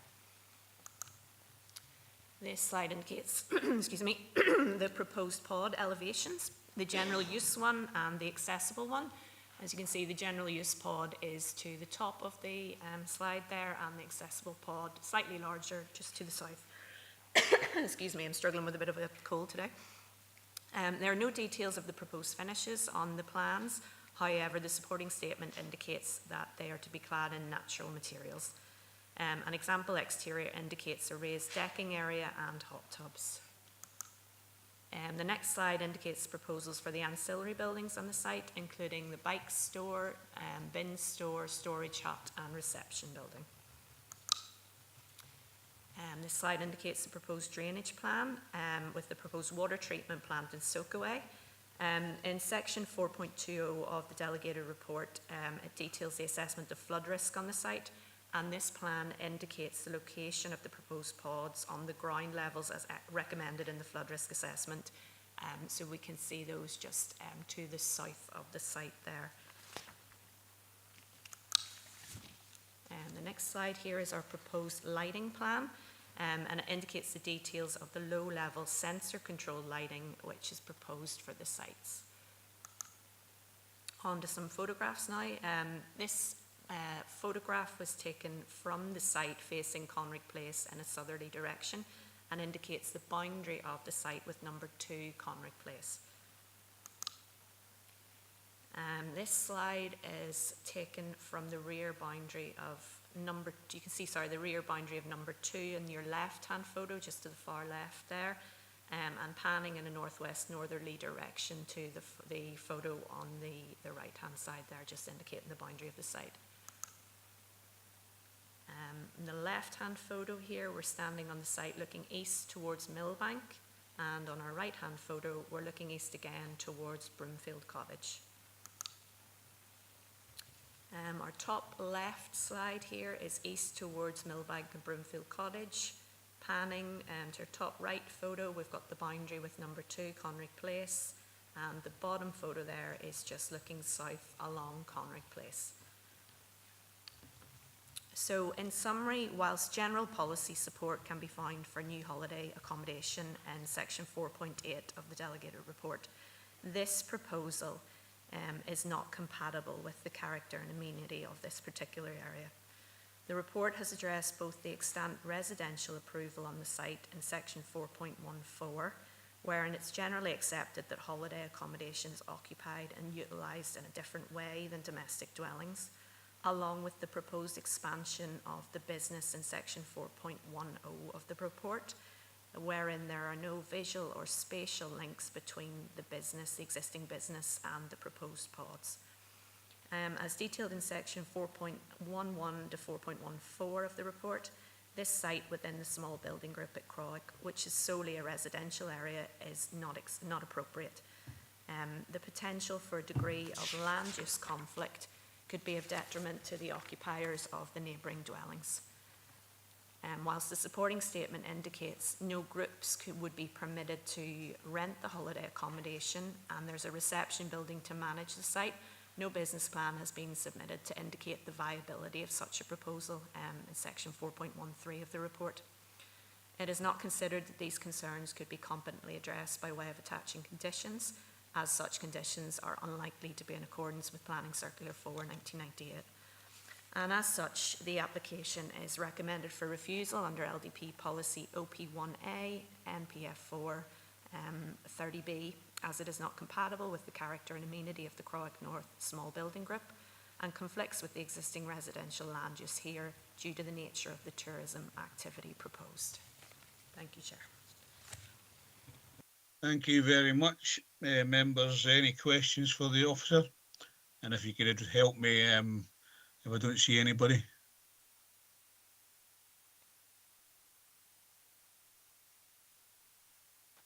Nope. Okay, we have Mr. and Mr. Argue, who are the applicants, who can come in and do their presentation to the the Planning Applications Committee. Sorry, Chair. Again, Councillor Slater's put his hand up. I'm not sure if he wants in before we go to the... Okay, okay. Councillor Slater? Yes, thank you, Chair. Can you hear me this time? Yes? Yep. That's okay. It was just the fact that there was mention of flood risk in this round about this property. Could that be maybe established a little bit more as to what the respect it has maybe on the final decision here? Thank you. Okay. Thank you very much. Okay. Can we clear? Yes, thank you, Chair. Yes, there is flood risk on the site, and a flood risk assessment was submitted to supplement the application. The topographical information and layout plan now indicates that all pods are out with the flood risk area, and as modular units, the proposed pods do not have foundations. Flooding underneath or around the supports could cause damage, so SEPA have recommended that all units should be situated on ground levels above the flood risk zone, which is indicated on the plan, which was shown just before, with the ground levels just above 141.05 metres, and a condition can be attached to any approval for that as well. Thank you. Okay. Thank you very much. Thank you. Okay, thank you. Anybody else? Okay, then we'll go on to Mr. and Mrs. Argue. Again, you've got 3 minutes to put your presentation forward to the planning application, and I'll give you the 30-second warning to finish off.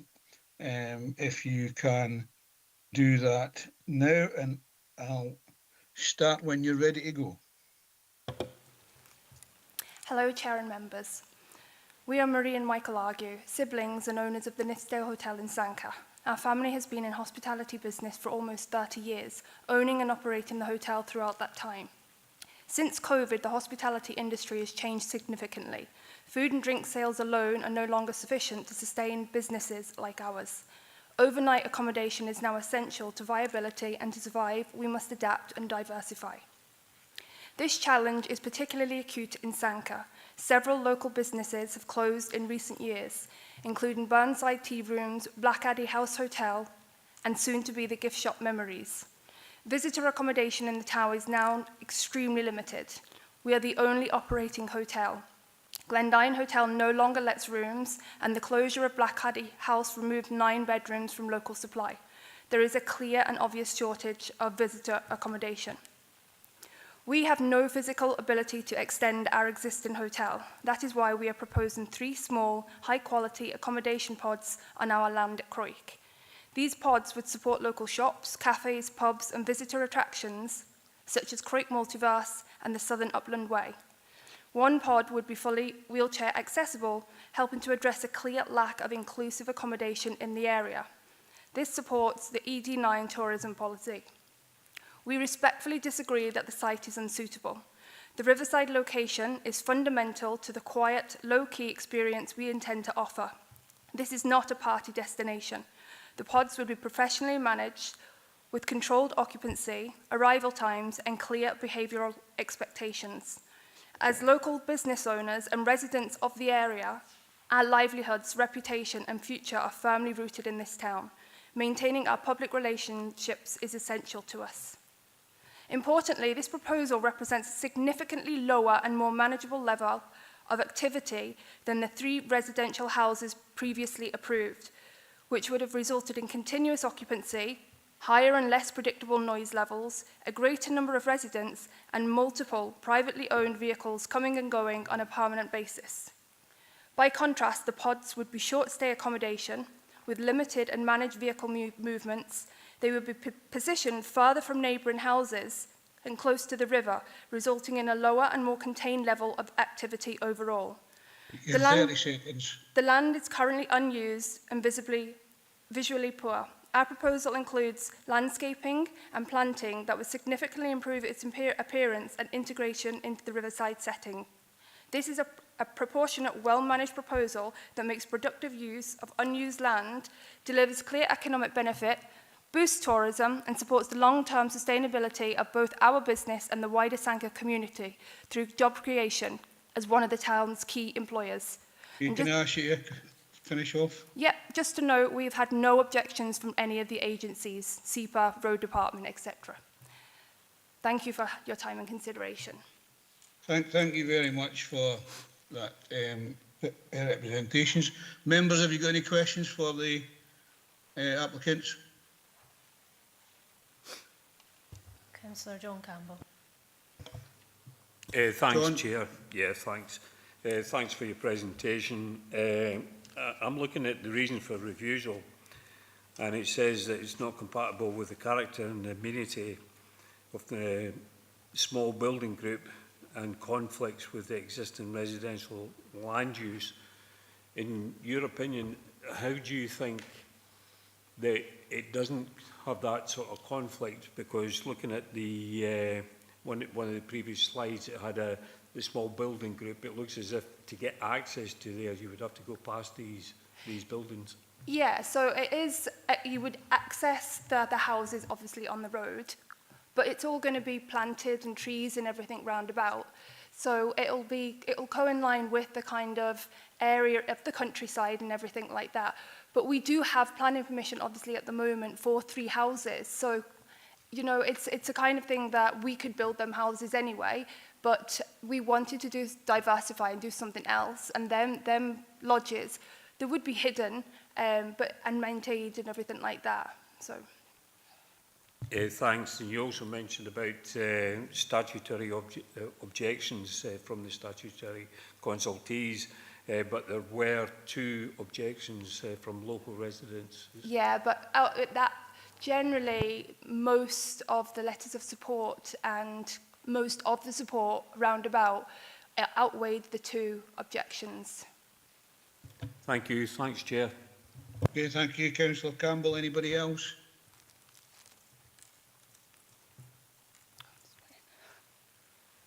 No, well, thank you very much, Mr. Masalia. If you could just go back to your seats to listen in. I don't think there's anybody else to talk in this, so members, we're in session.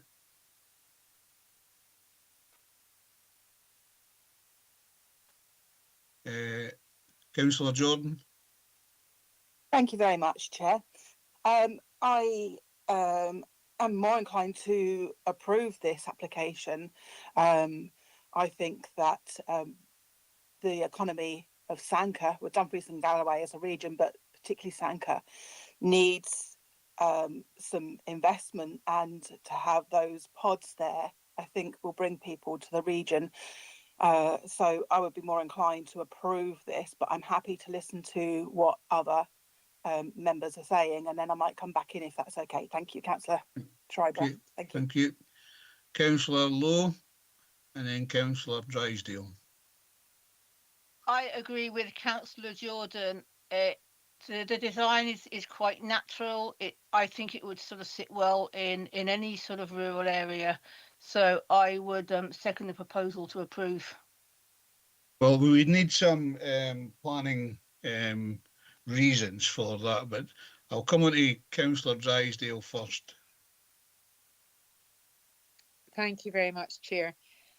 I would be minded to put in a motion that we accept the planning application in this instance on NPF 4 Policy 30B, which specifically focuses on new tourism related development, particularly in relation to protecting amenity and ensuring suitability in urban context, because to me it looks like it's a sustainable tourism offering which would benefit the local community, as my fellow councillors have already alluded to. So I don't necessarily have to be supporting any proposal, but I don't think a motion's actually been submitted, but I'd be happy to support Councillor Jordan and Councillor Lowe if you want to go down that route here. But I think it needs to be on policy NPF 4 Policy 30B. Thank you, Chair. Okay. David, can you give us some, sorry, I'll bring in Councillor Jordan again. And then we'll get a bit of a discussion going on this. Councillor Jordan. Thank you, Chair. Yeah, I'm happy to, and thank my fellow Councillor Drysdale. for her input, and I'm happy to go with that, but happy to take advice from David Sutty. Thank you. Okay, David, can you give councillors advice, please? Well, thank you, Chair. Sorry, I was just trying to call up NPF 4 Policy 30. B states proposals for tourism-related development will take into account, 1, the contribution made to the local economy, so that's obviously something that Councillor Jordan's given considerable weight to. 2, compatibility with the surrounding area in terms of the nature and scale of activity and the impacts of increased visitors. 3, impact on communities, for example, by hindering the provision of homes and services for local people, bearing in mind the site has permission for 3 houses as part of a small building group. I'm not sure it complies with that. 4, opportunities for sustainable travel and appropriate management of parking and traffic generation and scope of sustaining public transport services, particularly in rural areas. 5 is accessibility for disabled people. We've seen one of the pods would be accessible. 6, measures taken to minimise carbon emissions. And the last one, number 7, is opportunities to provide access to the natural environment. So I think obviously the concern of officers in this one has really been its compatibility with the surrounding area, given that it's a small building group, and normally we would look to have tourist developments either directly related to an existing tourist facility or in a freestanding area, rather than immediately adjacent to buildings in a small building group. But if members are minded to support it, I think what I'm picking up on is a number of members are giving more support to Policy 30B1 is the contribution made to the local economy, and that is presumably going to override any concerns which officers have expressed about the compatibility with the surrounding area. okay, thank you very much, David. Pauline, are you happy with that? Thank you very much, Chair. I am actually, and I think David's going through of each point was very helpful. And I suppose actually, if we're to think more deeply about it, we could also include Policy 30 on tourism, because it does seem to facilitate sustainable tourism development that benefits local people and is consistent with the net zero commitments and inspires visitors, especially with the addition of the biking and the biking pod. What I would say, though, is if we were to go ahead today and members were in agreement, that we probably also need to ensure that officers are able to put in the relevant conditions with regards to tree planting and lighting that's not going to offend or affect the neighbouring properties. I think that's very important, and also make sure that they are going to put in serious mitigations against noise at night, because we do not want this new facility, should it go ahead, to be affecting the neighbours at night time. Thank you, Chair. Thanks. Before I bring Councillor Campbell and David, are you happy with that? I don't think you could competently have any conditions about noise at night or anything like that. That's something you would just have to accept. If any antisocial behaviour did take place, that's a matter for the police to look at. I did have a think about this in advance, and in terms of conditions, you would clearly need to have the condition about the flooding issue that SEPA recommended, not on this application, I'd have to say, but on the previous one. And that's covered on, where are we? Paragraph 422 on page 75. So you'd have to have that condition about the ground levels. I would suggest you need a condition about it being a holiday use only, which is very standard. There's a number of conditions that the roads officers have recommended, and appropriate conditions would have to come up there. You'd need to have about archaeology and landscaping, and I think artificial lighting was also being mentioned. So I think all of them would have to be mentioned as well. 2 seconds. Sorry, Rachel, is there any other thing you'd thought of? Yeah, Rachel concurs. Okay. Councillor Campbell, do you want to come in? Question's been asked by Councillor Drysdale. It was round about the conditions, but David's covered that. Thanks. Okay, is there any other thoughts on this? Sorry, Chair, I should also mention about finishes, because that was highlighted that that wasn't actually covered in the plans. Okay. So we've had a motion to accept the application with a range of conditions. Has anybody got anything else to add to that, or are we happy to go forward with that motion? Okay, we're happy to go forward with that. So I'll ask Tracy to outline that. Thanks, Chair. I'll just check I've got this correct. So members are looking to approve the application on the grounds that this proposal would be compatible with MPF policy 30B1, given the contribution made to the local economy, which is being given considerable weight in this development, with conditions to be attached around the finishes, the SEPA recommendations, road conditions and the condition around the archaeology. And the use and landscaping and lighting as well, please. Yeah. Okay, members, everybody happy with that? Okay, thank you very much. We can call for the chair to come back in now if that's all right. Thanks, Councillor Driver.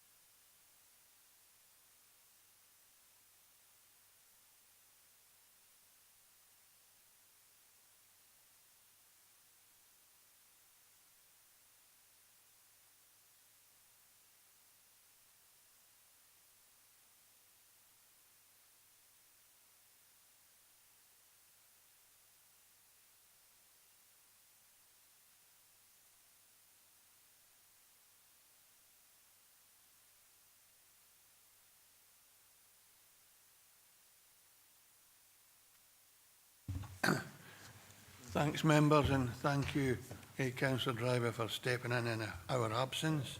Move on to agenda item number 8, an application for alterations and change of use of former art school to form 14 flatted dwellings at former School of Art, George Street, Dumfries. This is the full application, reference number 23/0577/full. The recommendation is to notify to the Scottish Ministers of the Council's intention to approve the application subject to conditions. And our case officer is Lindsay Cameron. Lindsay, will you take us through your presentation, please? Yes, thank you, Chair. Good afternoon, members. As mentioned by the Chair, this is a full planning application for alterations and change of use of the former art school to form 14 flatted dwellings, which would include a mix of studio, 1-bed and 2-bed affordable units. The application is before you today because there is an objection on flood risk grounds from SEPA, a statutory consultee, and due to the recommendation of approval. Moving on to the slides, the former art school is set back from the corner of George Street and Charlotte Street in Dumfries. You have the former Freemasons Hall, which is located on the street frontage, Lowerburn Primary School to the north, and the Green Sands and the River Neth wraps round to the north and the west. Followed by that, we have a block plan which shows the footprint of the existing building, which would remain unchanged, together with the proposed location of 6 car parking spaces at the front of the building and a bin store to the side. Next, moving on, we have the existing elevations which show the single and 2-storey parts of the building, together with the lower ground floor to the rear, which faces onto the Green Sands. And you can also see the roof features, which are quite distinctive and are now to be retained as part of the proposal. We have the proposed elevations with alterations including replacement of all windows and doors, the blocking up of a window on the front elevation, and timber panelling to the bike store and storage area to the lower ground floor. We have the existing floor plans, which shows the accommodation over the 4 floors, followed by the proposed floor plans, which show the 14 affordable units, which are proposed over ground, first and mezzanine floors, with the lower ground floor being reserved for storage and servicing only. This leads us on to the first photograph, which is a view looking north along Charlotte Street towards the site with the existing car park to the front, Barbie's at Home to the left, and the former Freemasons Hall to the right on the street frontage. Moving into the site, this is a clearer view of the existing building and shows its relationship to the existing car park and also to the former Freemasons Hall, which is category B listed. Moving along George Street, this is a view looking back in a westerly direction across the playground of Lowerburn Primary School. This photo provides a better view of the two-storey part of the building and its relationship to Lowerburn Primary School, its grounds and the former Freemasons Hall. And the final photo is a view looking in an easterly direction from the green sands towards the rear of the building. And that takes us on to the summary of the key issues for this particular application. The proposals would secure the beneficial reuse of a long-term vacant significant traditional building within Dumfries Conservation Area, which has been included on the Buildings at Risk Register for over 10 years. And it would deliver 14 affordable homes close to the town centre. Given that flood risk is a key issue with this particular development, it must be noted that the benefits of the proposed development require to be balanced against the potential risk of flooding. Flood risk would not be increased elsewhere, the occupied floors would not be at direct risk themselves, and safe access and egress can be maintained, together with other mitigating measures which can be employed. Overall, the proposals would not be significantly contrary to the requirements of NPF 4 or LDP 2, or to the extent that it would override the benefits which would be delivered by the development. All other matters can be satisfactorily addressed with or without conditions, and no objections have been received from consultees other than in respect of flood risk. And therefore, the recommendation in this case is to notify Scottish Ministers of the Council's intention to approve the application subject to conditions. Thank you, Chair. Thank you, Lindsay. Any questions for our case officer? I have Councillor Slater followed by Councillor Hislop. Councillor Slater first, please. Yes, thank you, Chair. Two things here regarding parking. There's a very small amount of parking for these flats, and the rest, I believe, is just to find parking in the streets, which are extremely busy already in that area. Another point is SEPA raised issues about flood risk, because that is a floodplain. Now, at the moment, there's a large wall down there with a number of trees. There is a proposal to turn that area into a car park. So that means that that wall will have to come down, a large part of it, and the trees will have to be cut. So the question is here, will that increase the flood risk in the area if that wall is taken down or part of it is taken down? Thank you.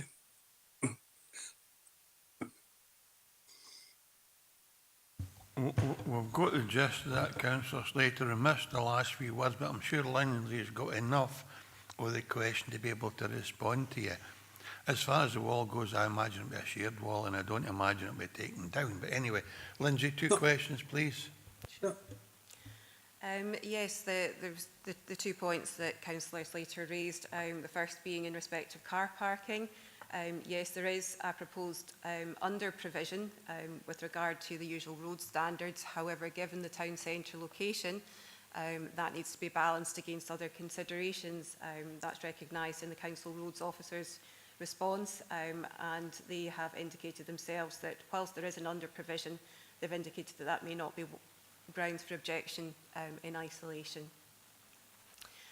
In relation to the existing wall which runs along the boundary of the site with the green sands, SEPA in their response confirmed that that is not a flood wall, and it doesn't serve any purpose in terms of preventing or protecting the site from flood risk.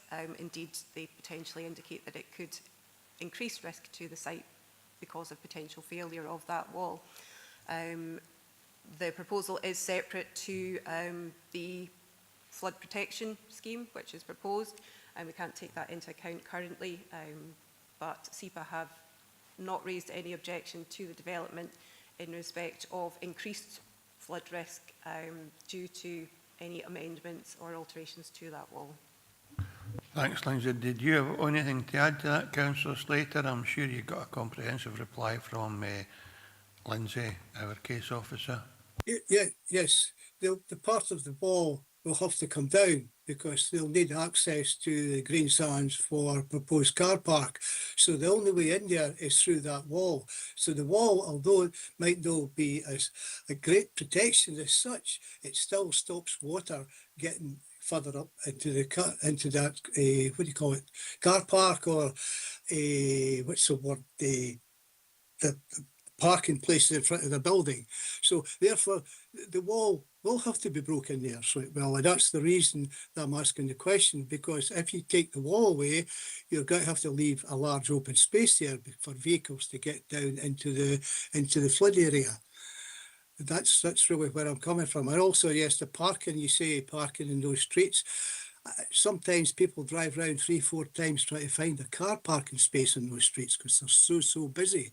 So in parking within the premises would be certainly more helpful. Thank you very much. Thank you. Thanks, Councillor Slater. In response to that, officers have said they have no issue, so there is no issue, and people come into these premises once they acquire them or move into them will be aware of the parking situation. In terms of the planning application, as always, we determine the application as before us at this moment in time. We don't speculate on what might happen in the future, but in any case, our case officer, Lindsay Cameron, has made it quite clear that the wall does not feature in the flood protection mechanism for this application and this building. However, I will ask Lindsay just to give the comfort of a further response, and then we'll move on. Lindsay. Thank you, Chair. I could probably add to the point in respect of flood risk that there is it's a notable difference between the level of the front of the building on George Street and the level on the green sands. Also predicted flood levels are such that it would only be the lower ground floor on the green sands which would potentially be affected in a flood event. And therefore the ground floor, which is accessed from George Street, wouldn't be affected, and therefore my understanding would be that even if that wall were to be altered, taken down to allow for access to the green sands, that it would not impact on flood risk to this particular building. Thanks, Lindsay. And the lower ground is not to be occupied, and that's one of the conditions. So that's that sorted, David, as far as your questions go. We'll move on to Councillor Hislop, please. Chair, I don't know if this is a planning consideration or a moral consideration, but if we are looking to put 14 affordable properties in here, now I don't know what the tenure of those affordable properties will be, whether it'll be for sale at a subsidised rate or whether it would be rented. But we are converting a building on a floodplain which SEPA has said is on a floodplain. Would the person who has responsibility for the building be able to obtain insurance on that building because it's in a floodplain? And therefore, are we putting people who may not be as wealthy because they've come into affordable housing at risk of having a building that may not be able to be fixed if there's an issue approaches because there's no insurance? I would worry if we're considering insurance, because I don't think that's a consideration in the planning service. But I remember well, we approved an upstairs flat in the Vennel where we were advised it was routinely flooded in the ground floor, and we all supported that at the time, and then the Scottish Government approved it as well, or didn't call the thing in. But that's a different story. I will ask our case officer, Lindsay, to respond to you directly, Councillor Hislop. Yes, thank you, Chair. You're quite correct that the matter of insurance to the property is not one for us to consider today. In respect of the planning matters, we have considered the flood risk to the building, noting that the occupied floors would remain above the flood risk and would not be impacted. Access and egress can be maintained. And there are other mitigating measures which could potentially be employed to ensure or to protect the lower ground floor. And from a planning perspective, we feel that the benefits of the development are going to far exceed the potential flood risk to the building. In terms of meeting wider regeneration aims for the council, and also in terms of economic delivery of affordable housing, that, I'd say, the benefits of the development outweigh the potential risk of flooding in this case. Thanks, Lindsay. Thanks, Councillor Hislop. If there are no other questions for our case officer, members were in session. Andrew, Councillor Giusti. Thanks, Chair. It's just on the back of what the case officer said at the end there, that the affordable housing element offsets the flooding risk. Are you telling me that if this was a private development, that it wouldn't be up for approval because of the flooding element? I'll ask Lindsay Cameron to respond to that. I don't quite know what question you're asking, because we allow or approve planning permission for the building, no the applicant, and the applicant could conceivably sell the premises and the permission on to somebody that would then make a private development, and that's made clear in one of the committee paper recommendations. But Lindsay, can you respond to Councillor Giusti, please? Yes, certainly. Irrespective of whether the development was proposed for affordable homes or not, we feel that the benefits of the regeneration and the reuse of this particularly significant building within the conservation area outweigh the concerns in respect of flood risk. Thanks very much, Lindsay, and thanks for your question, Councillor Giusti. We are now in session. Councillor Dryburgh, please. Yeah, thanks, Chair. I think the officer had explained an awful lot on that. And there hasn't been a lot of, work in the conservation area. And I think this will hopefully prove to bring some others forward. So because of that, I think we should agree with the recommendations in the report. Thank you. Are there any alternative views to Councillor Dryburgh's? In that case, it's the decision of the committee. Can you confirm the decision of the committee, please, Tracy? Thank you, Chair. Members have agreed to notify the Scottish Ministers of the Council's intention to approve the application subject to the conditions in the report. Thank you. Thanks, Lindsay. Move on to agenda item number 9.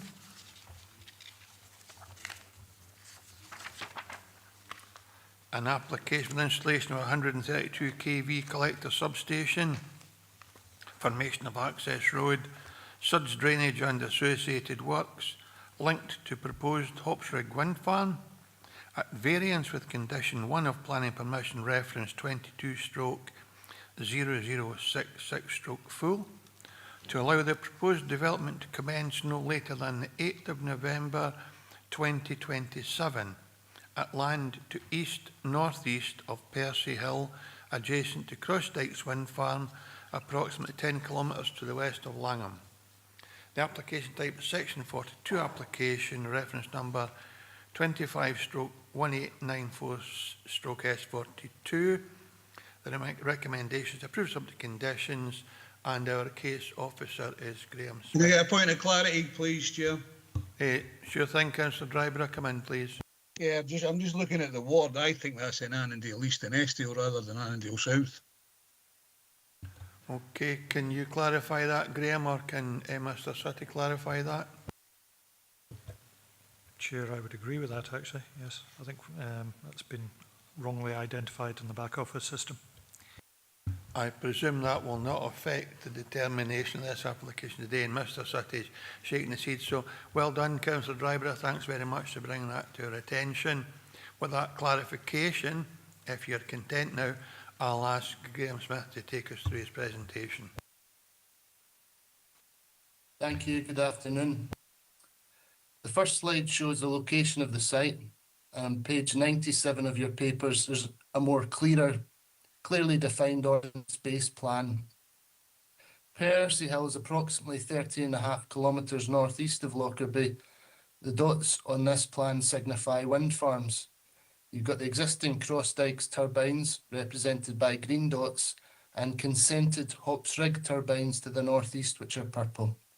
There's a faint yellow line running from the bottom of the plan to the top, which is the C80A road. This proposal seeks to utilise the existing access track off that road, currently serving Cross Dykes, and the site where the development would take place sits in an elevated part of the landscape next to some forestry. The next slide shows the previously consented layout, which this proposal does not seek to deviate from. Some levelling off of the landscape would be required, with a new track leading to a compound which would house the various components that would make up this substation. Substation is required to provide grid connections for Hops Rig, Logan Head and Cross Dykes, the extension. As I've stated in page 100 of your papers in paragraph 1.6, there are some reasons why the applicant was unable to commence this project as per the requirements of their planning permission. It relates to grid connections, the overhead power line, and practical reasons relating to yet to appoint a contractor to then put applications in to have their pre-commencement conditions discharged. The next slide shows some elevations of the substation, which I'd reiterate has been previously approved by this committee. This application does not propose any physical changes. The only change proposed is to condition 1, delaying the commencement until November 2027. The next slide shows a few photos of the site. As you can imagine, it's relatively open, elevated, it's adjoining forestry. There's no statutory designations. And top left image is just a view upwards from the nearest road, with the site located just shy of the brow of the hill, just before the forestry. The other two just show ground conditions on the site. We can move on to the final slide. There is only one key issue here, is that they need more time to get started for the reasons we've given you. They are, however, aiming to get started in the near future. The project continues to be integral in terms of the renewable projects in the area and ensuring that they can deliver the energy to the grid that they're capable of. The condition as revised meets the 6 tests of the condition as specified by Planning Circular 4/1998. The development plan is also supportive of infrastructure which enables us to deliver renewable energy. I therefore recommend that you approve the variation of the condition 1, which will allow the developer the requisite time to have their pre-commencement conditions discharged and get started on the project. Thank you very much. Thanks very much, Graham, and we'll come to questions for our case officer. I have only one or two for you. One is, just to confirm that this will be a new permission, but it will only limit the time duration until the 8th of November 2027. And the other is that if we refuse this, the existing permission is still extant. Is that correct? Yeah, it will be a new planning permission. They will need to commence by November next year. The previous one expired. They submitted this application before it expired, so that the commencement time was November last year. Okay, thank you. Members, any questions for our case officer?